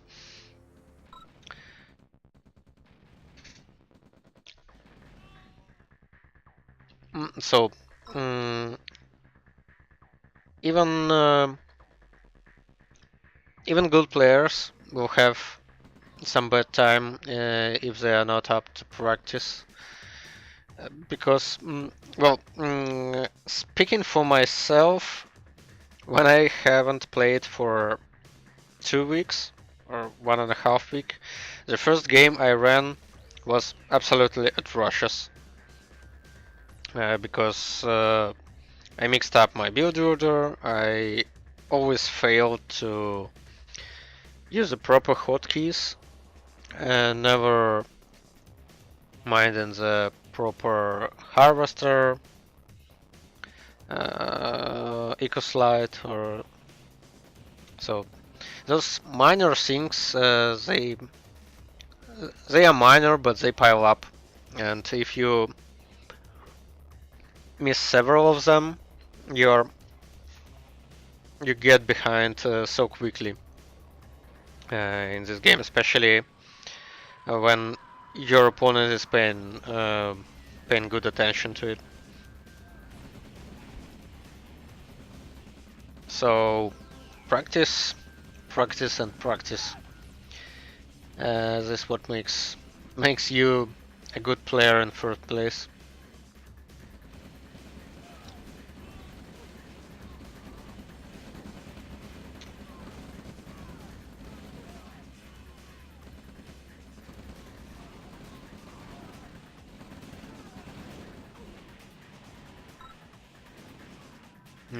GG? No, I don't think so.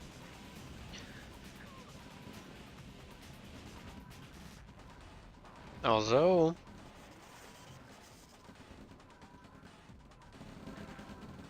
well, Eskimo drone the whole army of Orb to the top, means he just needs to push with this army at once, not having it standing. Yeah, that's the attack. But that artillery piece can make the game here, actually. And if he gets such shots as this ones, yeah, so basically he destroyed most of the attack here.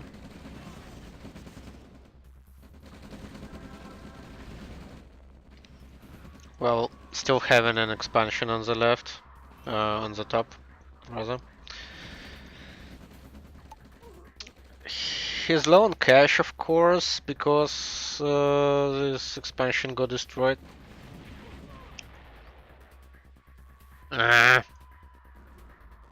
Work! Don't lag. Test. Yeah, I should probably write test, not say test.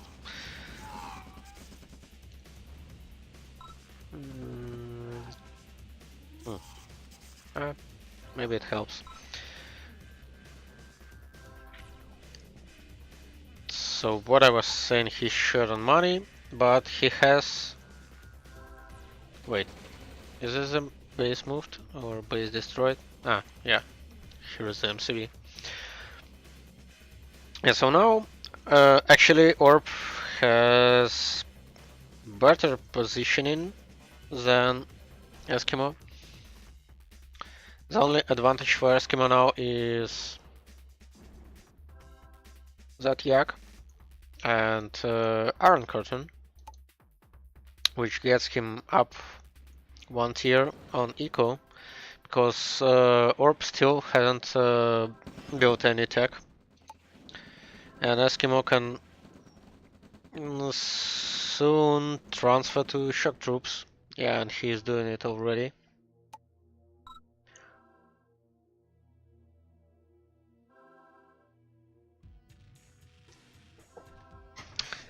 Yeah, I think there is something was changed with harvesters, or with something around them recently, because they just started to lag out more than they had before.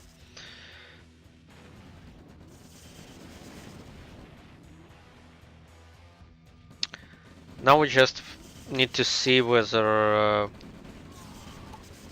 high-tech move by Eskimo was worth it. Because seeing ore-wise,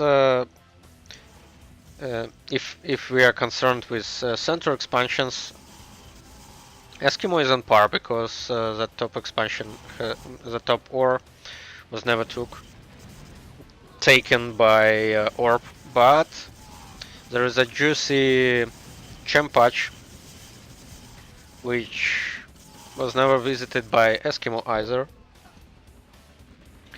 which is not good thing for him, as he needs that money, and as you can see, he's low on cash. And Orb finally transitioned to tier 3, as you can see on the timer in the top left corner. Meaning that Eskimo doesn't have any tech advantage right now. And Eskimo should press immediately while he can. Well, speaking about forward radio domes, this is one, and that was a nice Iron Curtain used, especially if he micros his tanks to destroy Artis. Yes, one, probably a phase transport. Should have get more crushes, but wow. Tani is good, because absolutely nothing to kill her. If only Eskimo tries to crush her, which I successfully did several times against my opponents. But my Tanya micro sucks hard. This is why I dislike playing LS on tier 3. Because on tier 3 you absolutely need to play good Tanya control, because if you don't, you just get overcrowded by infantry. Sometimes it's better for me just not to build Tanya at all, but then you just don't use tier 3 tools, which is not good, because Tanya is actually a powerful tool also to do backyard attacks, like destroying stuff for your opponent with its C4.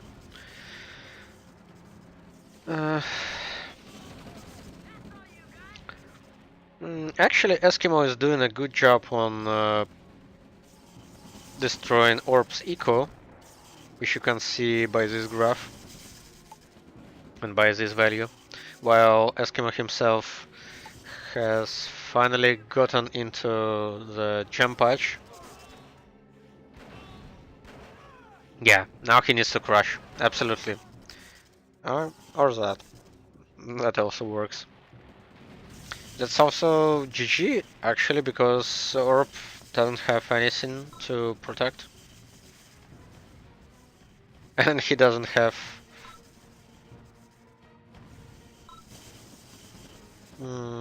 any raid job now. GG.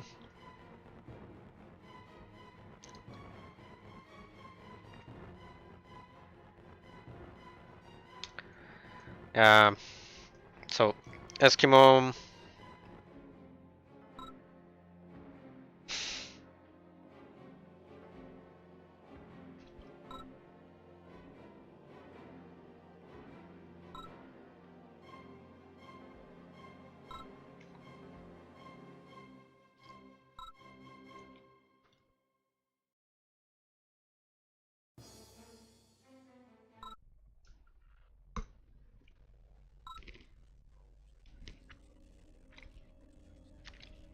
Mm,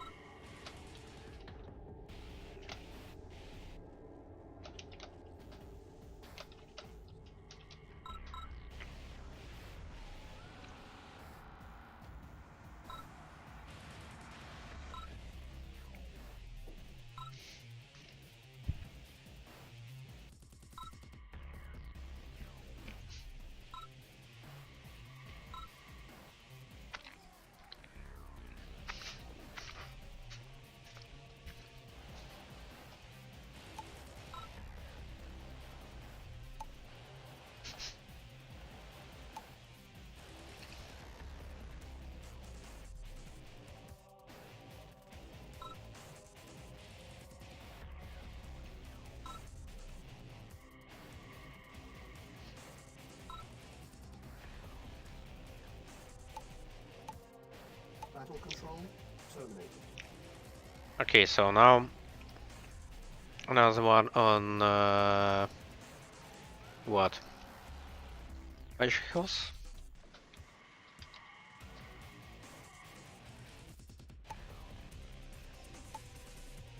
And again, comrade, please disconnect and don't hang out on my server.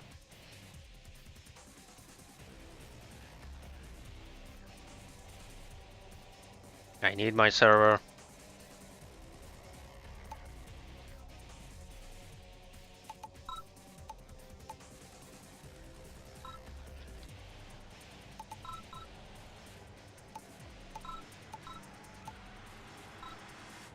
Oh, we have a lot of players now, I see. Cannon, Lemon, which is nice. And hello, who is it? Hey, Oh, now you're loud. do you want me to turn it down? Wait, I will say something. Hello? Yeah, now it's pretty good. Well, Okay. it's a lot better than it was before, at least. Well, like 3 times louder. Now Nice. it's at 80% and it's good. I changed my mic. I got a Rode mic, but it's a video camera mic. Yeah, I think it's fixable.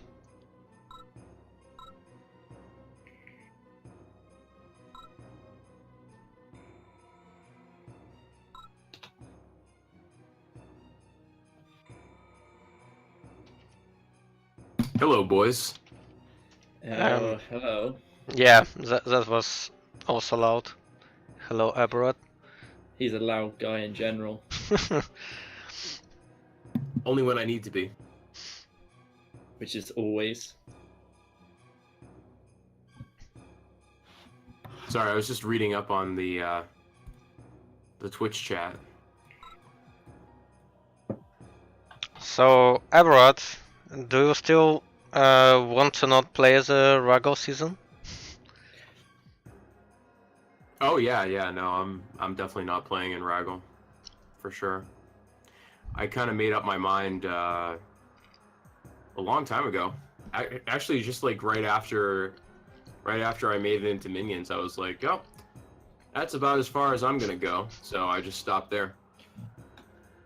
I think you're playing a lot better than you were when you were in recruits. When you were in recruits, you were inconsistent, but now you got a really solid game. Yeah, I think I you did agree. quite well if you played.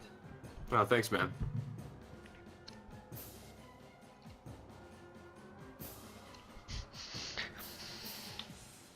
Mm, Oh God, Ganon's going for it. Oh Jesus. yeah, Ganon's doing a lorry trick. Yeah, this is, you know how you stop this is you just kill that and then sell the refinery. Oh, or not, because there's no power plant going down.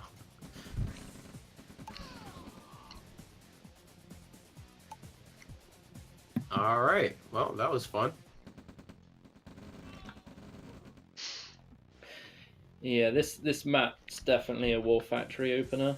Like I'd see no reason to go double ref. Yeah, actually, I was thinking that the only map you actually use double ref and not War Factory first on no Derek's map is that if it's small. Or for example, like racetracks where you have a communication center that you can press your opponent and that you can probably try and grab that communication center in the middle. But yeah, general rule of thumb that when there are no oil derricks, there is no real reason to go double ref against the War Factory.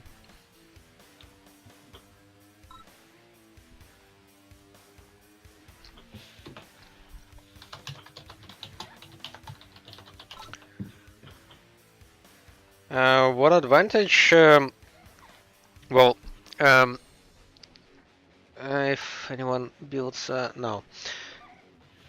I don't remember whether it's 27 or 29 seconds for refinery. Something like that, plus 8 seconds for power plant, so you're half a minute faster on your war factory. Means you can have faster scouting vehicle.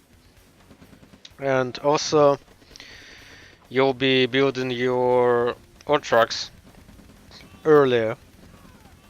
Which means on War Factory first you get your eco faster. And also bonus that you can have faster service depot. So for War Factory first, I think 4-minute mark MCV is as fast as you can get it. Or even faster. If you go something crazy like 3 or 4 ore trucks, but that's suicide. I had it written down somewhere because I don't know.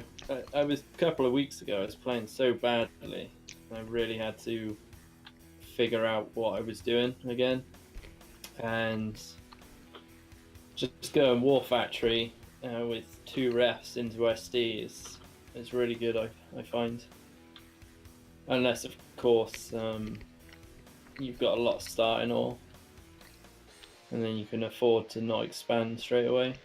Yeah, I mean, I don't know how to counter that. Like, how the fuck do you counter like someone that's got like 17 ore trucks at 3 minutes, and you know they just spam fucking barracks? Like, I guess that you just like forego the service depot to get a bigger army. Yeah, obviously micro can outplay it, but yeah, that's the thing. At the end of the day, is you just need to either get that radar up so you can just annihilate the infantry, either pull a ore truck, or just make sure you constantly scout where their army is, because a big map like this, My point is, like, you'll always be behind. You'll always be like outproduced. I mean, that's the thing here with Lemon is that He's got so many fucking ore trucks. That like. He's Yeah. gonna be ahead. He's While got two we are expansions, saying that, Ganon is actually on 2 war factories already. And having his expansion up. He's gonna go for the gem nab in the bottom left though, which is interesting. I Yeah, don't know why, but I don't know. Oh, it's maybe really nice. Ganon didn't realize that there is no gem mine in the corner. Oh, I see what he's gonna do. He's gonna drop a ref there and then send all of his ore trucks over. I mean, you can make that long distance mining work if you have enough ore trucks. Well, that was that was an interesting placement for a power plant. Yeah, he's out of range. He's got to move his MCV down a little bit because it's still out of range. I mean, he can put it there, but it's just gonna be.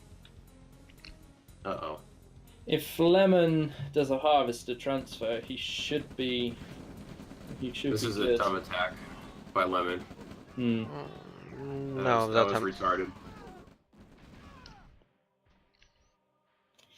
Yeah, you know what you were saying about being outproduced, because I used to do that kind of build where you just go mass barracks. But oh yeah.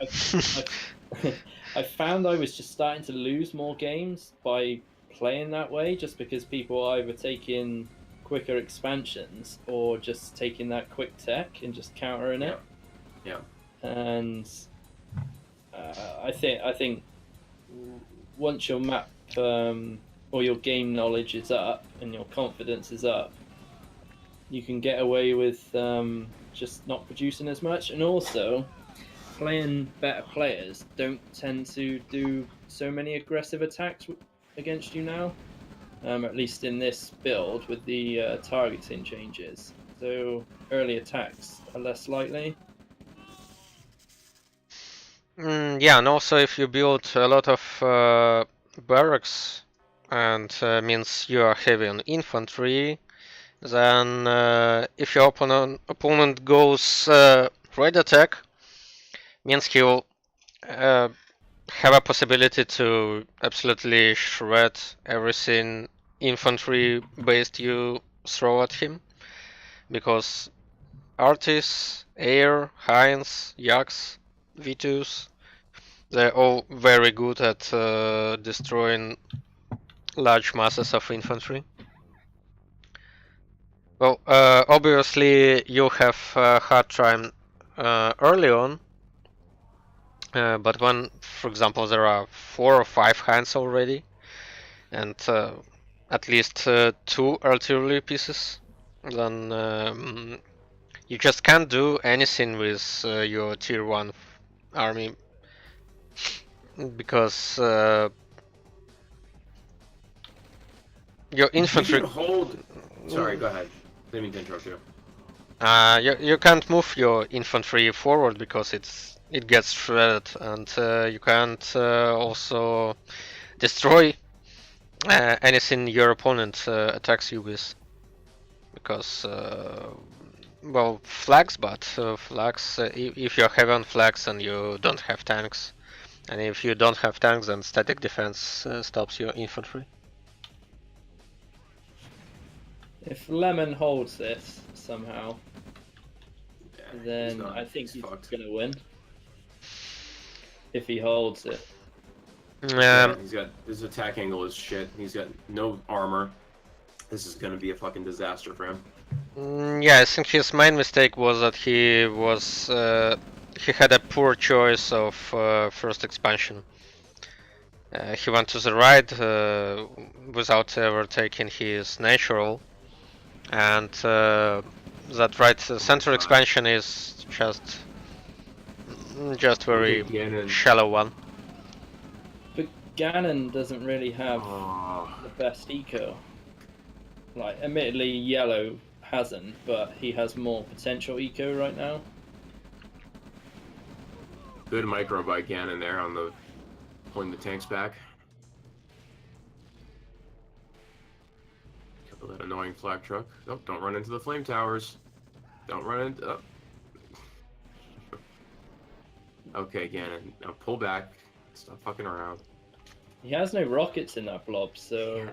it's literally not going to do much. And this MCV is going to get taken by these yaks. Nah.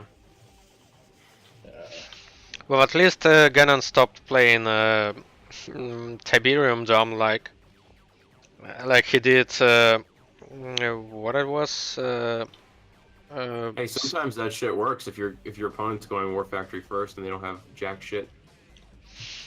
When it was Circake's tournament and Ganon was there, he was heavily invested playing TD, and I think it influenced his play in Valorant because he was always playing from one MCV or always having a lot of stuff, the same like in TD.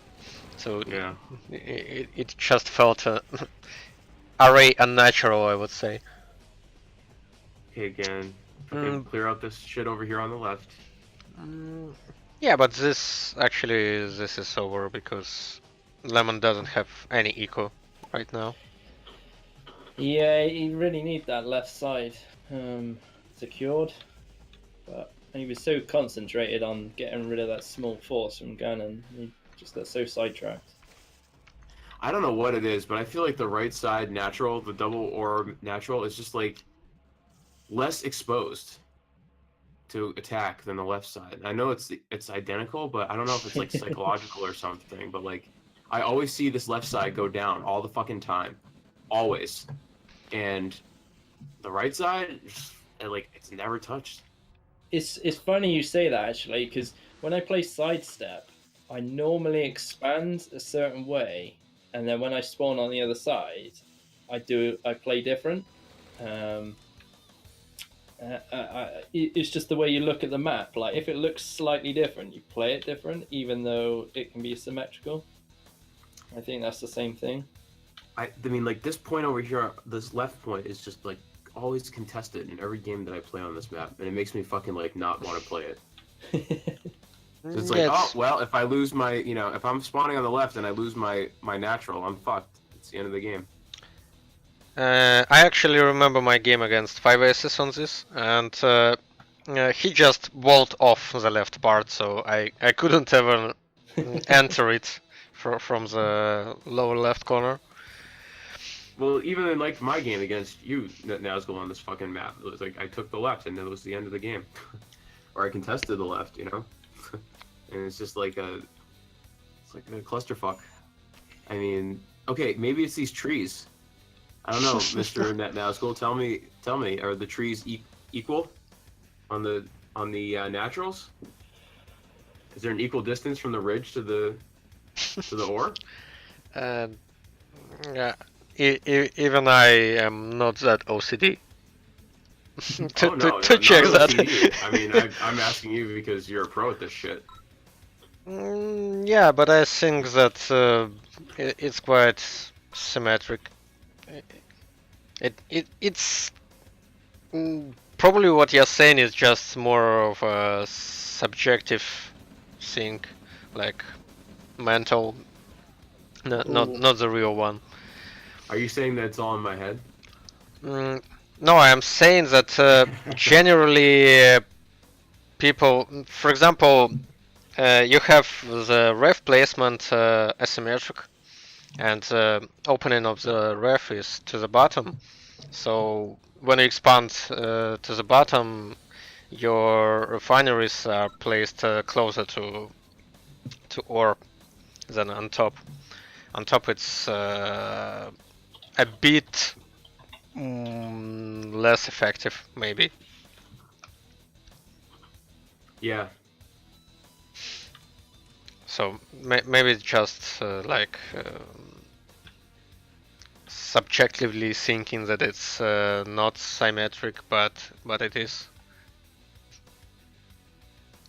I thought they called GG.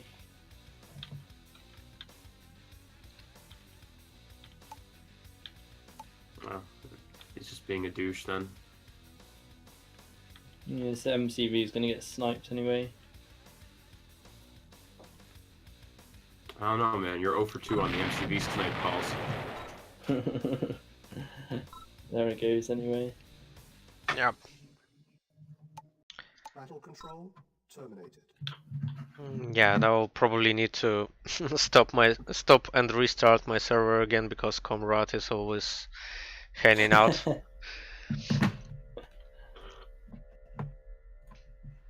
Or well, I can take Comrade server now. The good servers. Oh, thank you. Yeah. Except Nordic Frontier. They're slightly better.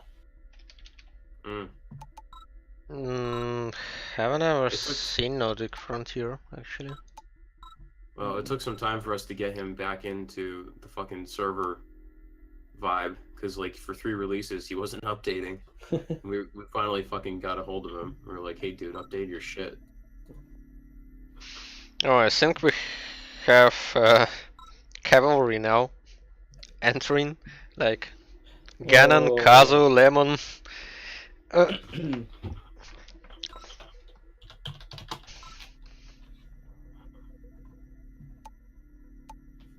should do my Ganon impression.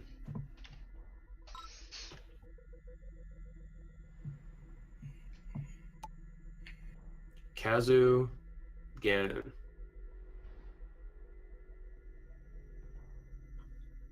Battle control initialized. No offense to anyone, but it's gonna be a tough one for Ganon. Yeah. Yeah, Ganon is just a record. I think at the moment Kazoo doesn't play unless he's really, really feeling it. At least that's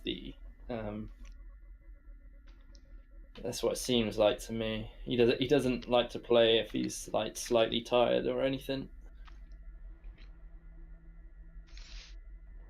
Have you psychoanalyzed him?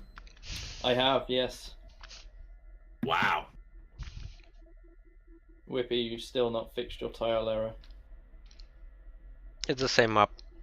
I know.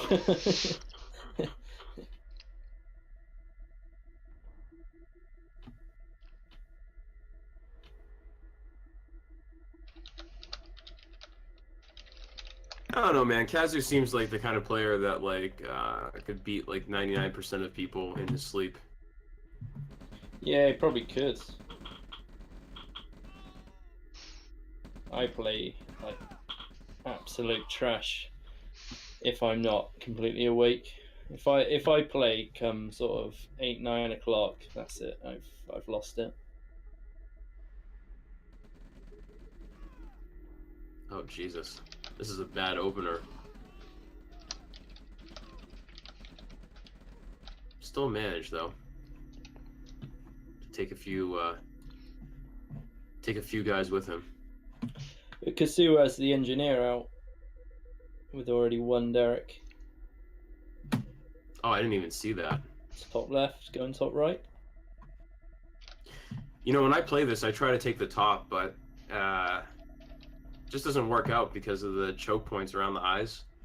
So if you have a tier 1.5 army and they have artillery, you're kind of fucked.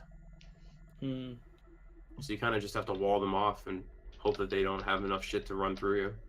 It's kind of hard to wall off like fucking the choke point here at the eye and the nose and the bottom. So even that strategy doesn't work. So I've yet to figure out a way to win this.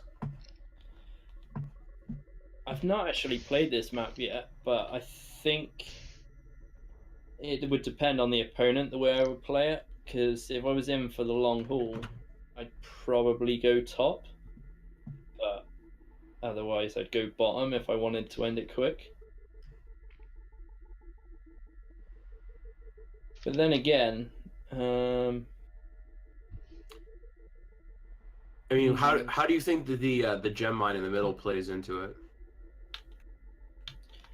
again, Well, actually, the gem mine in the middle, I think it evens out that one of the players takes bottom and center, and the other one takes the top. So it's on the bottom, it's something like one mine and an additional mine in the middle, and probably one of the brows. And at the top, it's two more and a lot of war, basically. But it's a bit hard to reach one because the ref placement. Oh, this is going to be tight. Top right. Oh yeah, he just gets the oil. Probably lose the NG. Yeah, he doesn't have anything in the APC though. And Kazu's already in the bottom left oil. Wow. Oh yeah, nice. It's like defying space and time with all this shit.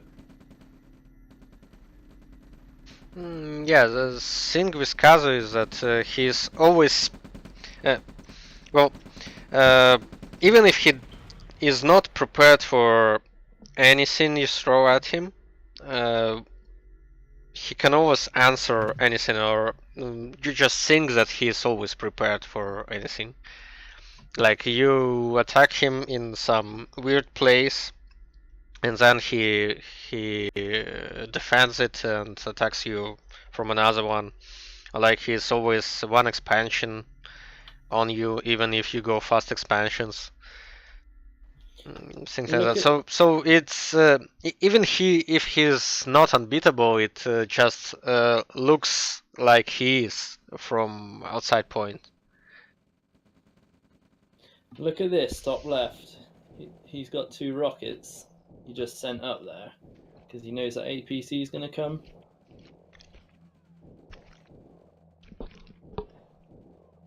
And now he's going to destroy that bottom derrick, so technically he's still going to end up +1 on the oils. Oh no, sorry. Because he didn't kill that bottom one. So no, Gannon would take the lead on the oils.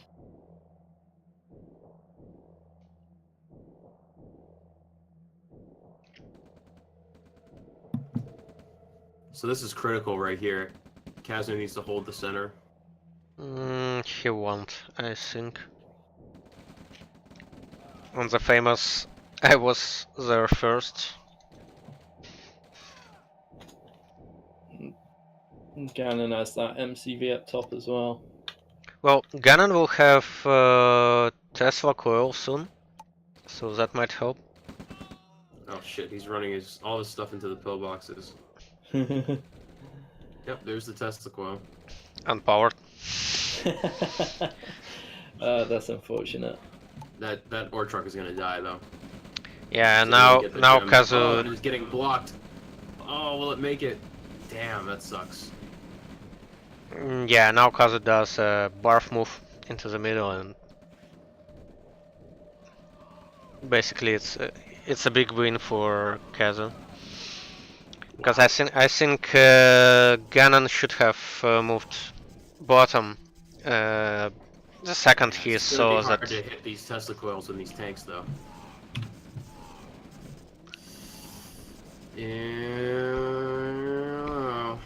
Yeah. Oh, he's got 2 left. Jesus. Not micro in the Tesla. Jesus.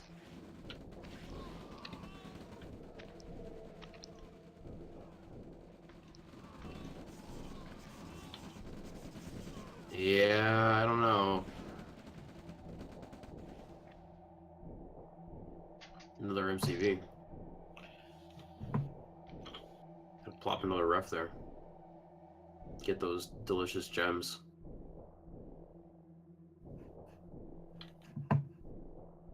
He's sending one south too. And Ganon looks like he's setting up to. He wants this fucking gems, man. Yeah, he should have abandoned it, but instead now he loses the gem and loses the bottom as well. He should know he's up because he's got 3 oils, which should count for something.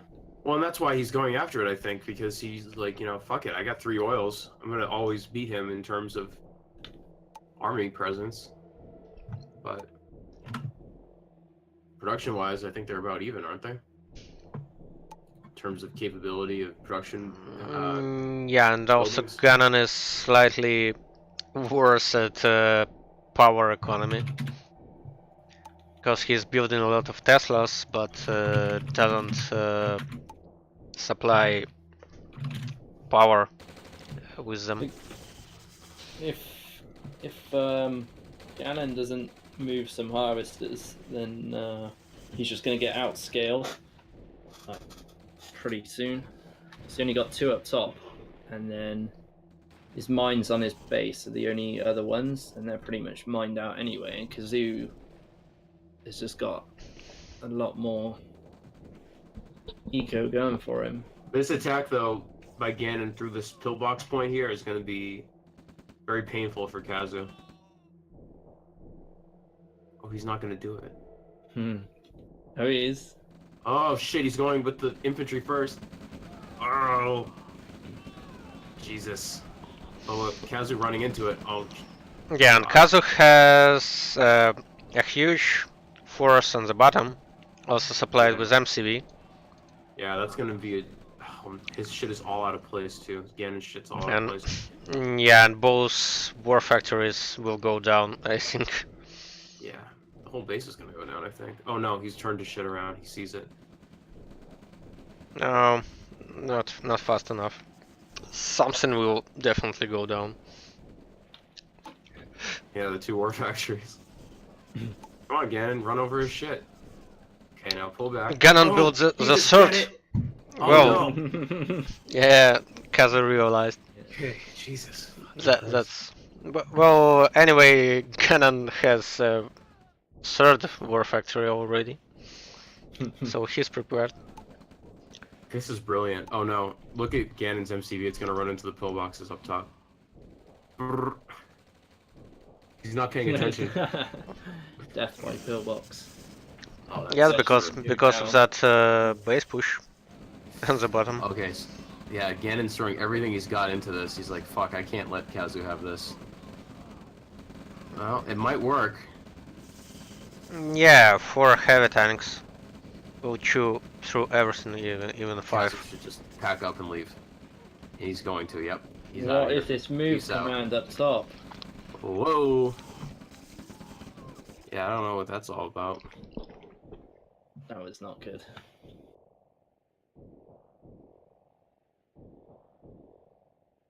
Well, Ganon has a 3rd war factory, so don't worry. He is just fucking...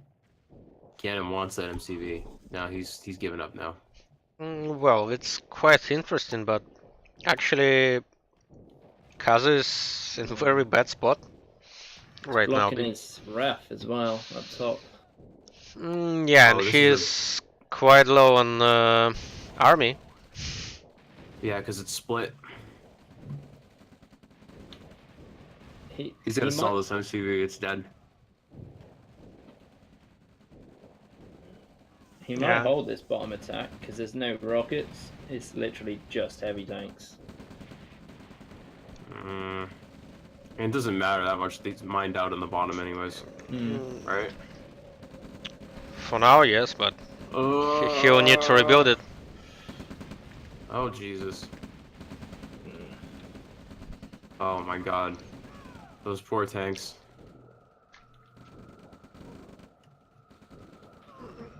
Yeah, and Ganon should have destroyed those refs on the bottom, because now he'll lose all his army into the middle of Kazu. Speaking of losing his army, up on the top. It's quite even trade. No? No, it's Oh, not. he's running into the fucking Tesla coil. Oh my god, his radar dome's right in the middle of the map. It's literally bang in the middle. Yeah, He's gonna Ganon, move back, Ganon he's gonna went move back. to destroy harvesters and an echo of Kazu at the bottom, which is Yeah, he's a gonna have to better reinforce move. him here. Yeah, this doesn't look good for Kazu. Are these double helipad?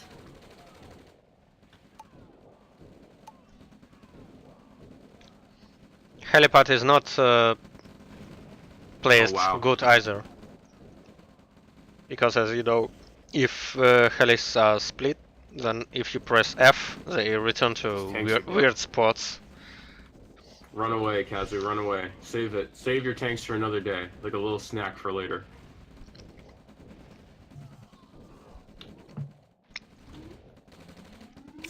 And we got the Tesla push over here on the top. Did he lose the MCV? Yeah, he did. Got him with 3 war factories again. Yeah, wow. I just don't know where his eco has come from to support that. He seems to be I- pumping out heavy tanks. I don't know. He's got like 4 or 5 war trucks. Kazu Well, has- he didn't build anything apart from heavy tanks, Hmm. and he Kazu's trying to hasn't snipe out. ever upped to tier 2 Well, cannon. clearly he doesn't need to. He's kicking Kazu's ass.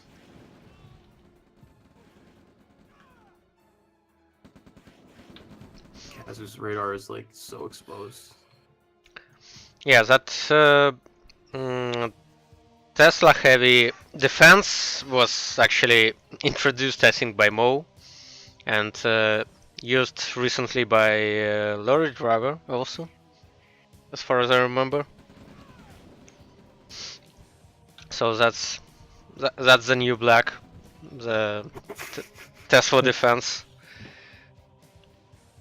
Yeah, Lord Driver does it a little bit differently. Lord Driver will just spam power plants and then Teslas all the way into your base. And then reposition the MCV and repeat the process. Oh, old school RA. Yeah, Yeah, Kazu's in deep shit. tanks and Tesla coils. Oh god. Look at where those flak trucks are. They're right at the helipad. Sell that radar. There you go. Attaboy. Gannon should have captured that radar actually. I think he knows he's got In this game. instant of building his own. That would be funny. I don't know how... I mean, what do you guys think? How would Kazu come back from this? He won't. Nah. I think he got too sidetracked on just building like the same things, like No, Eco. that he would Absolutely. against someone else. He was just building loads of turrets and then loads of Yeah. rocket soldiers. Well, it's Seemed like probably that wasn't the answer. the first time I see Kazu lose in a game in like a month. What the fuck is he doing now? Yeah. Kazu's on the ropes. This is the end. Actually, it's exactly the month since the game against Smithy on Lori's tournament.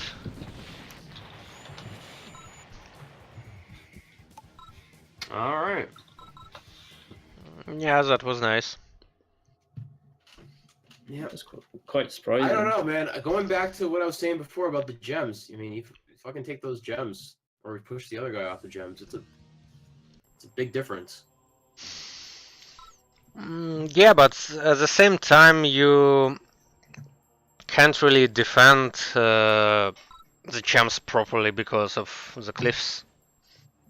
So yeah, And the you gems are you always like- have like 2 or 3 ways to approach the base that Mhm. gets the gems. Battle control. And also, I mean, the gems are kind of like the way you can come back if you've lost a lot of ground, like he did. So if you can't hold that, then yeah, you're kind of fucked. But I mean, so many heavy tanks from Ganon. I mean, like, you just can't do shit about that unless you have your own heavy tanks.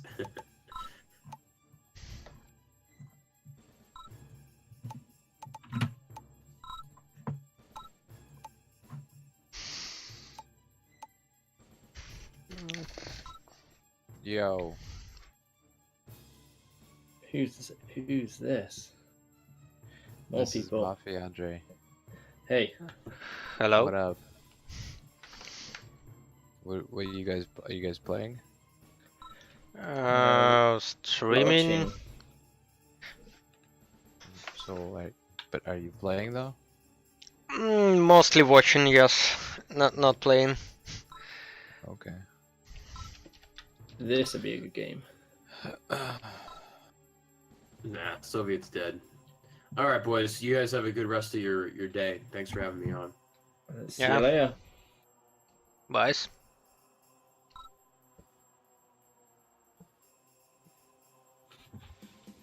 Soviet, I don't see around much, but every time I've played him, he's been really solid. Battle control. So see what happens here. Yeah, it's one of those names you see around, but have absolutely no clue how he's gonna play this or that game. What is the what is your stream link? It's twitch.tv/netnazgul. How do Or you spell the netgasgul? I will message you it. 2 seconds. or you can just click it on the stream news channel on the Discord server. Oh, I got a private message. One moment. Would like to see what you're doing. Oh, you're playing one-on-one. I see. Okay. Yeah, so this is a stream for the upcoming 1v1 competitive maps for the 5th season of RAGL. So yeah, that's 1v1s.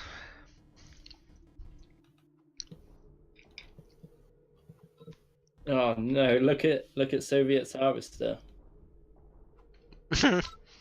It's just That's sad. It's gone on strike. Oh man. Oh, look, he's trying to get the oil.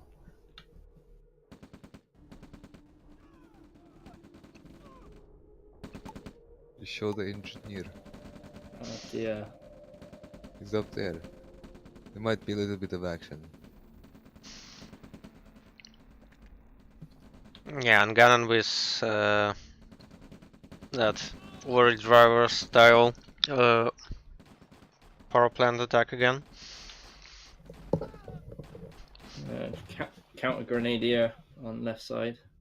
2 of them. Yeah, might be effective. At Sick. least a bit until he repairs. I wonder what's more effective to damage 2 power plants at once or just one, but not destroy either. Depends on the situation, I would say. What you're trying to accomplish. If you want to kill it, you probably use both of them. Higher rates. Yeah, but what's the formula?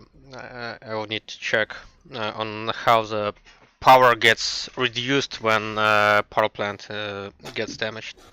If it goes down in Yeah. sections or goes down progressively. I think it's relative to HP, but maybe it has some cap, for example, on minimum. Those stats are quite indeed important.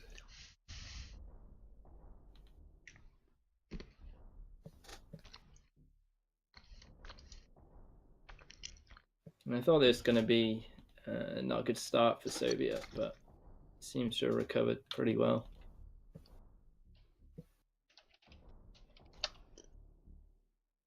Oh, the scout. Say goodbye to your oil.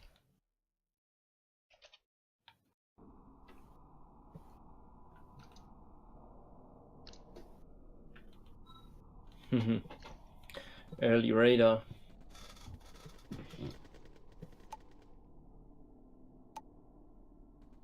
Pick him So up. Run! no double war factory by Ganon this time.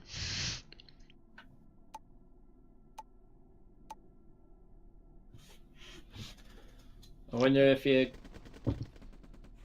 go into artillery or just straight into an SD. Now just, I think, straight into Heinz.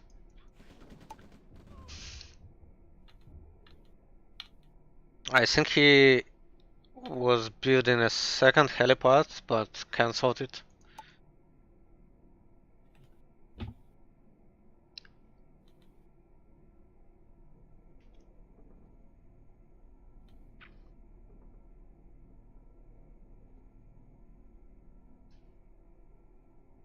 Okay, another ref. I suppose he's going to go for mass signs then if he went additional ref. Yeah, and Buck says that it's a nice scout service depot by Soviet.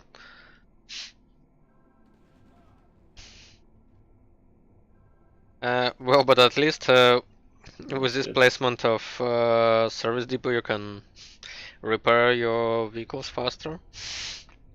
Just getting a repair part in the middle of the map. If only you use it. Or I think on this map it doesn't matter too much because you're so close to the enemy's base anyway, or your whole base is just susceptible to attacks anyway. yeah, I was mostly joking. I mean, it's a valid point though. Obviously, you don't want those key structures hanging on the edge of your base. There were actually moments in several games where I was thinking about building a second service depot, just to repair stuff faster. I tried that with mass mine layers, but it just didn't work properly when I tried it. They would just queue up at the same one. Yeah, probably when you're allies, you'll just better use several mechanics instead of a second service depot. To reload my mine layers.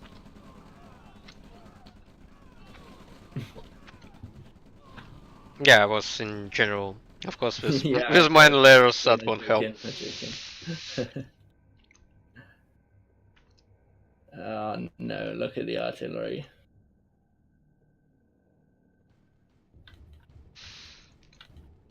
When I played against Gannon in Laurie's tournament, was it Laurie's tournament? No, it was It was Circake's tournament, yeah. Yeah, and he built like 50 artillery, and I was like, oh my god. It's my own fault, really. So.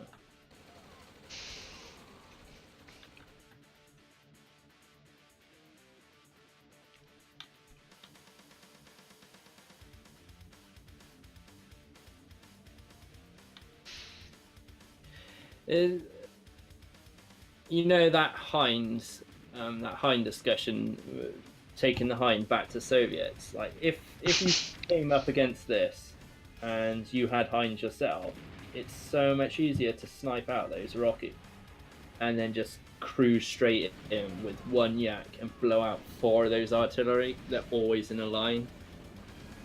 Yeah. It would obviously it's quite situational and take quite a bit of micro, but it's just one of those other things where if it happened, you would not be happy. Well, saying all this, it's nice to see that Soviet has actually managed to destroy the radar dome on the left. And also, Gannon doesn't have a clue that there is a base on the top left. I don't think it matters now, sadly.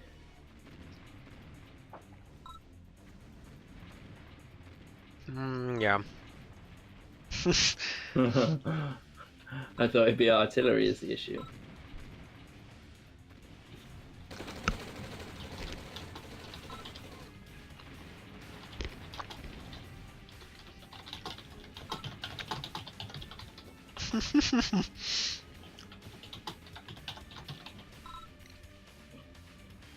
Oh, it's too late on my comment. Well, at least people forgot about Mix having anti-air and have something to debate about something useless. As thinking about returning Heinz to Soviet. Because actually, to return Heinz to Soviet, you will need to overhaul the whole balance of the game. Yeah.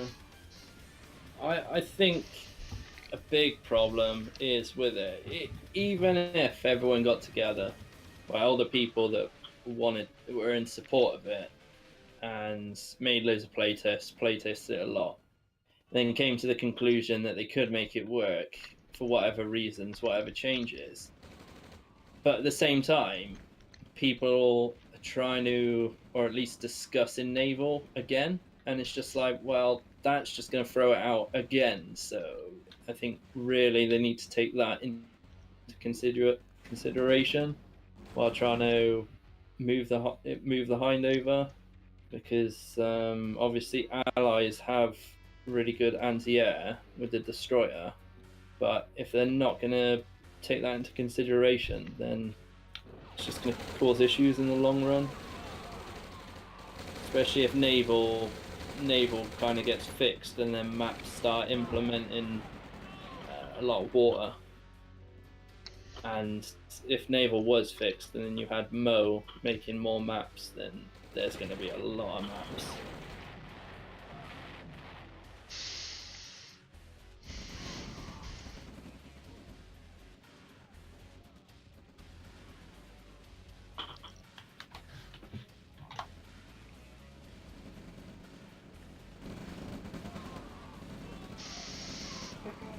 Yeah, supposedly Ganon is on fire today.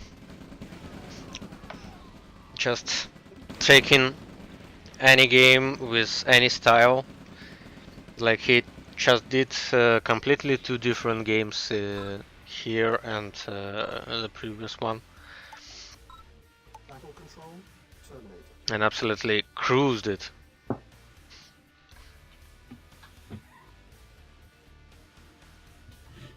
I think Ganon used to do that build quite a lot before, and then obviously they changed the War Factory build speed, and then he moved on to that a little bit.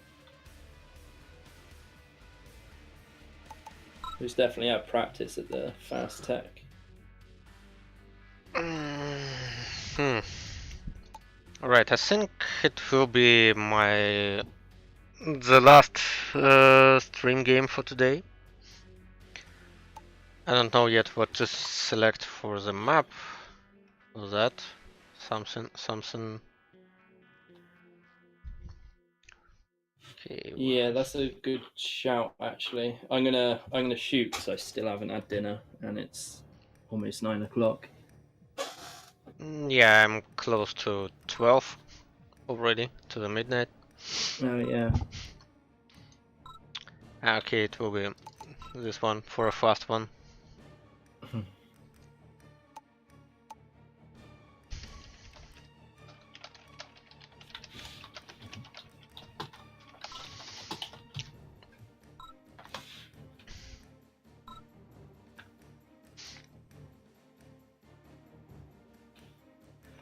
Cool. Thanks for hosting. Yeah, okay, see you.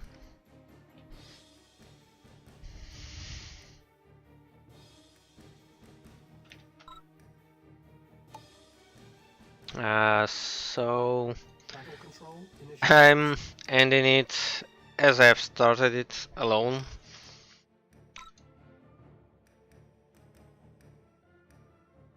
Let's see how Ganon handles this one.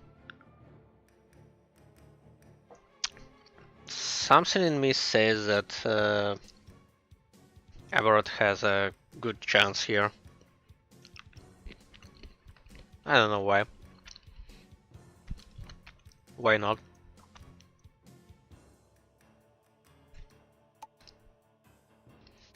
So the first question is whether any of the players tries to get a communication center.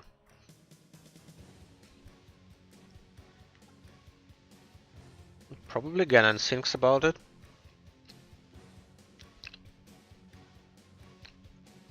And it looks like Ganon invested too much into infantry to run on a war factory first.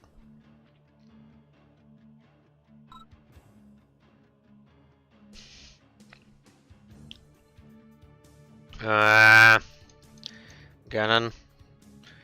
Ganon is 10 seconds later on the war factory. It was quite bad. I don't know what he was doing during that time.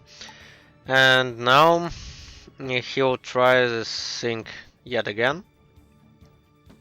But instead he'll meet a pillbox and a lot of infantry, so yeah, that puts Aberrat into a quite a better situation right now.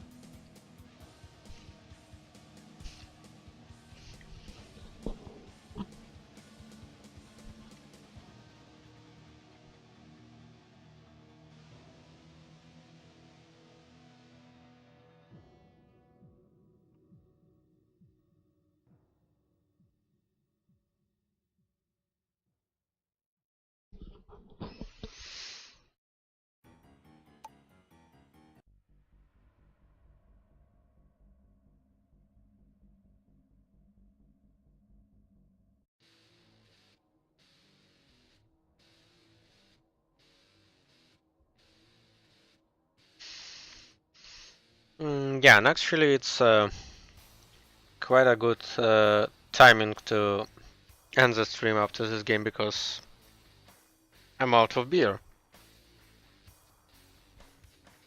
So it's perfect timing.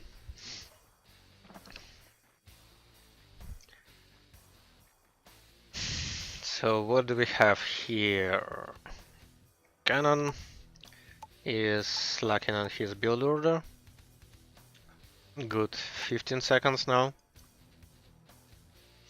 At the same time, he has several flamers, which do some damage. Yet they go away, and he's still losing a lot. Well, at least he can do this one. No, he doesn't. Or he can't.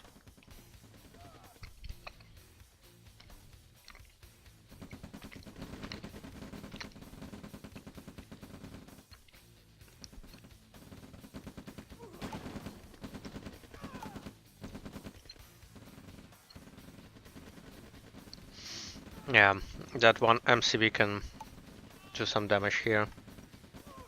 And Aberrat is forced to hold the light tank because he can't deal with it without either a light tank or a properly placed pillbox and or a rocket soldier. Yeah, might help as well.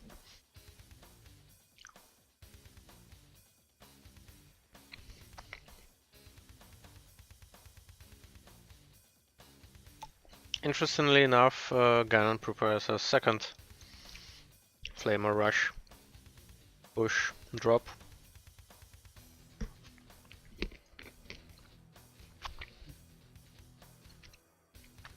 He probably tries to do everything today, everything different.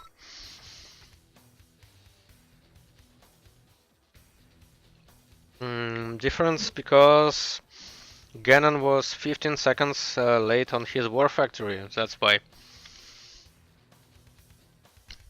And also, he built 2 APCs now and 10 flamers instead of harvesters.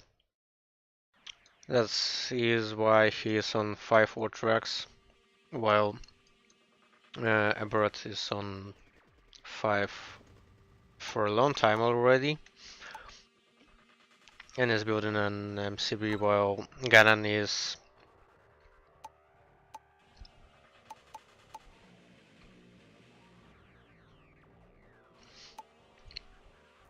only building a service depot right now.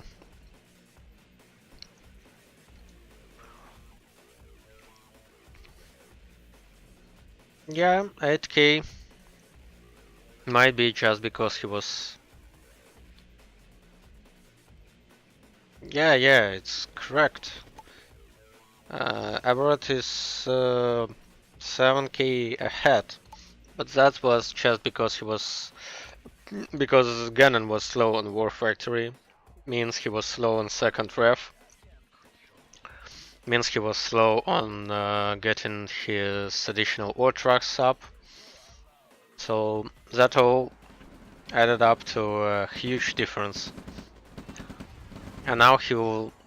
Now Gannon even loses an APC and several more flamers, which puts him even more behind. And I think this attack will also fail.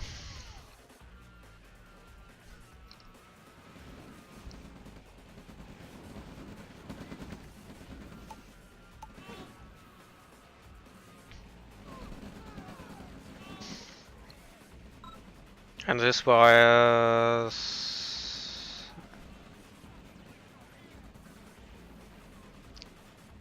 this one should be a successive one, I think, or rather a successful one. Well, the whole game for Ganon doesn't play well this time, as well as he played previous two, like the good mass push versus Kazo or Tech 1 versus Soviet. Now it's just all bad for Ganon against Everett here. And even this refinery is absolutely out of place because all trucks get destroyed. Refinery doesn't do anything apart from being somewhat a place to build stuff around. And then he plays the refinery in the right in a bad spot because harvesters can go up to the right, just because there is a tree on the side of it.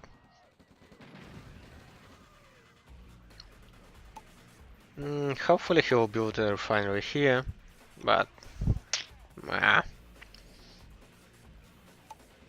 I just think it's over for several minutes already for Ganon.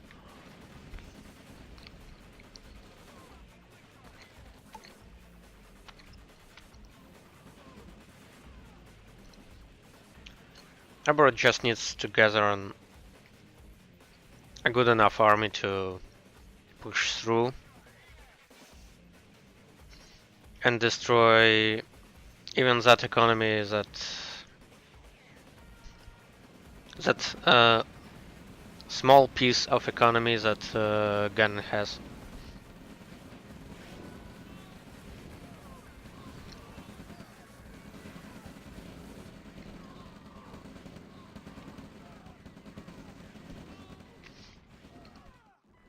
This was quite an evenly placed engagement.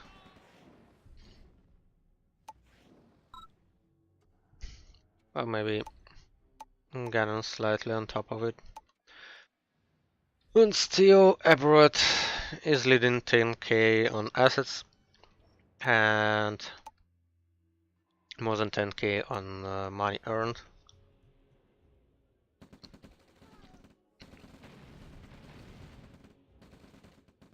And also it's an Everett server, of course.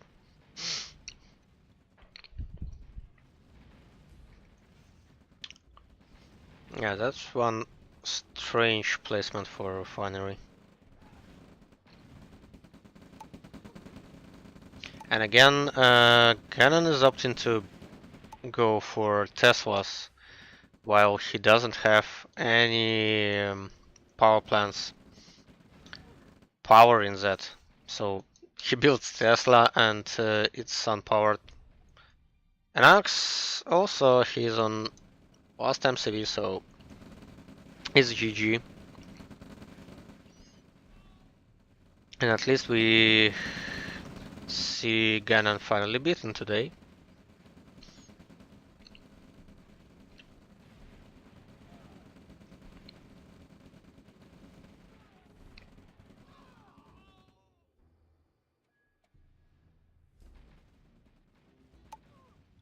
You can of course build another MCV, but I don't know, playing on that low eco.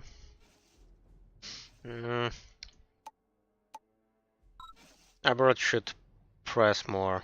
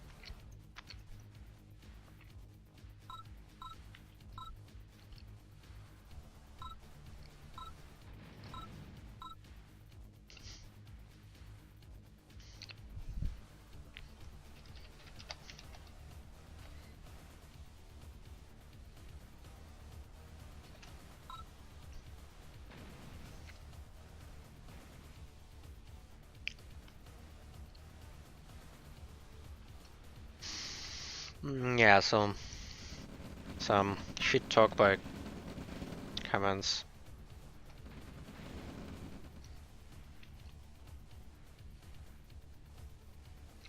Also, exactly, that's not a swastika.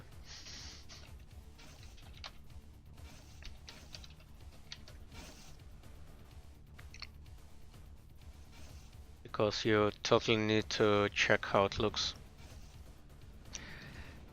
And that's not it.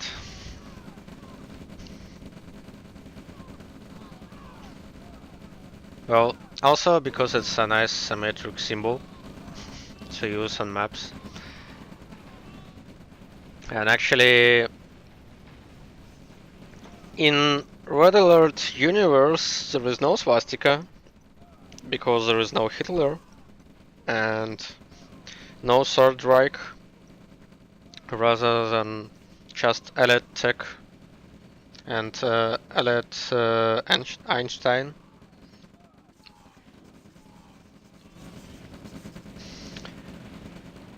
But if we return to the game, it's probably over finally, because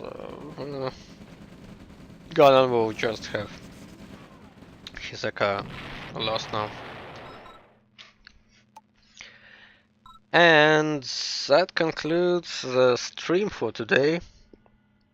I hope you have had fun, obviously.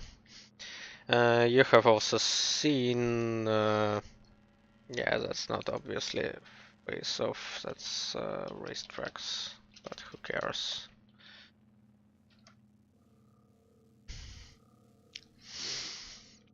And you have seen the maps that will be played a lot during the 5th installment of Red Alert Global League. If you are still not familiar with it, with what Red Alert Global League is, you can check the links below the stream that I've placed to the official, or rather community-run Discord server, RAGL.org, Sleipnir forums, official Red Alert OpenArray website, and what's not. So, if you're interested, just visit those, register for the RAGL. If you think you're worthy, or even if you don't, if you're capable to play general RTS, you'll do fine. It just needs a little bit of practice during the several weeks and to get you going. So anyways, thank you for watching, and see you soon, probably in several days, for another stream highlighting Um, Not yet made RAGL maps, but those that are up for a public vote. So you might have a better look at those and select which ones you want to see on the RAGL Season 5. So long, thank you for watching and goodbye. Net Nazgul out.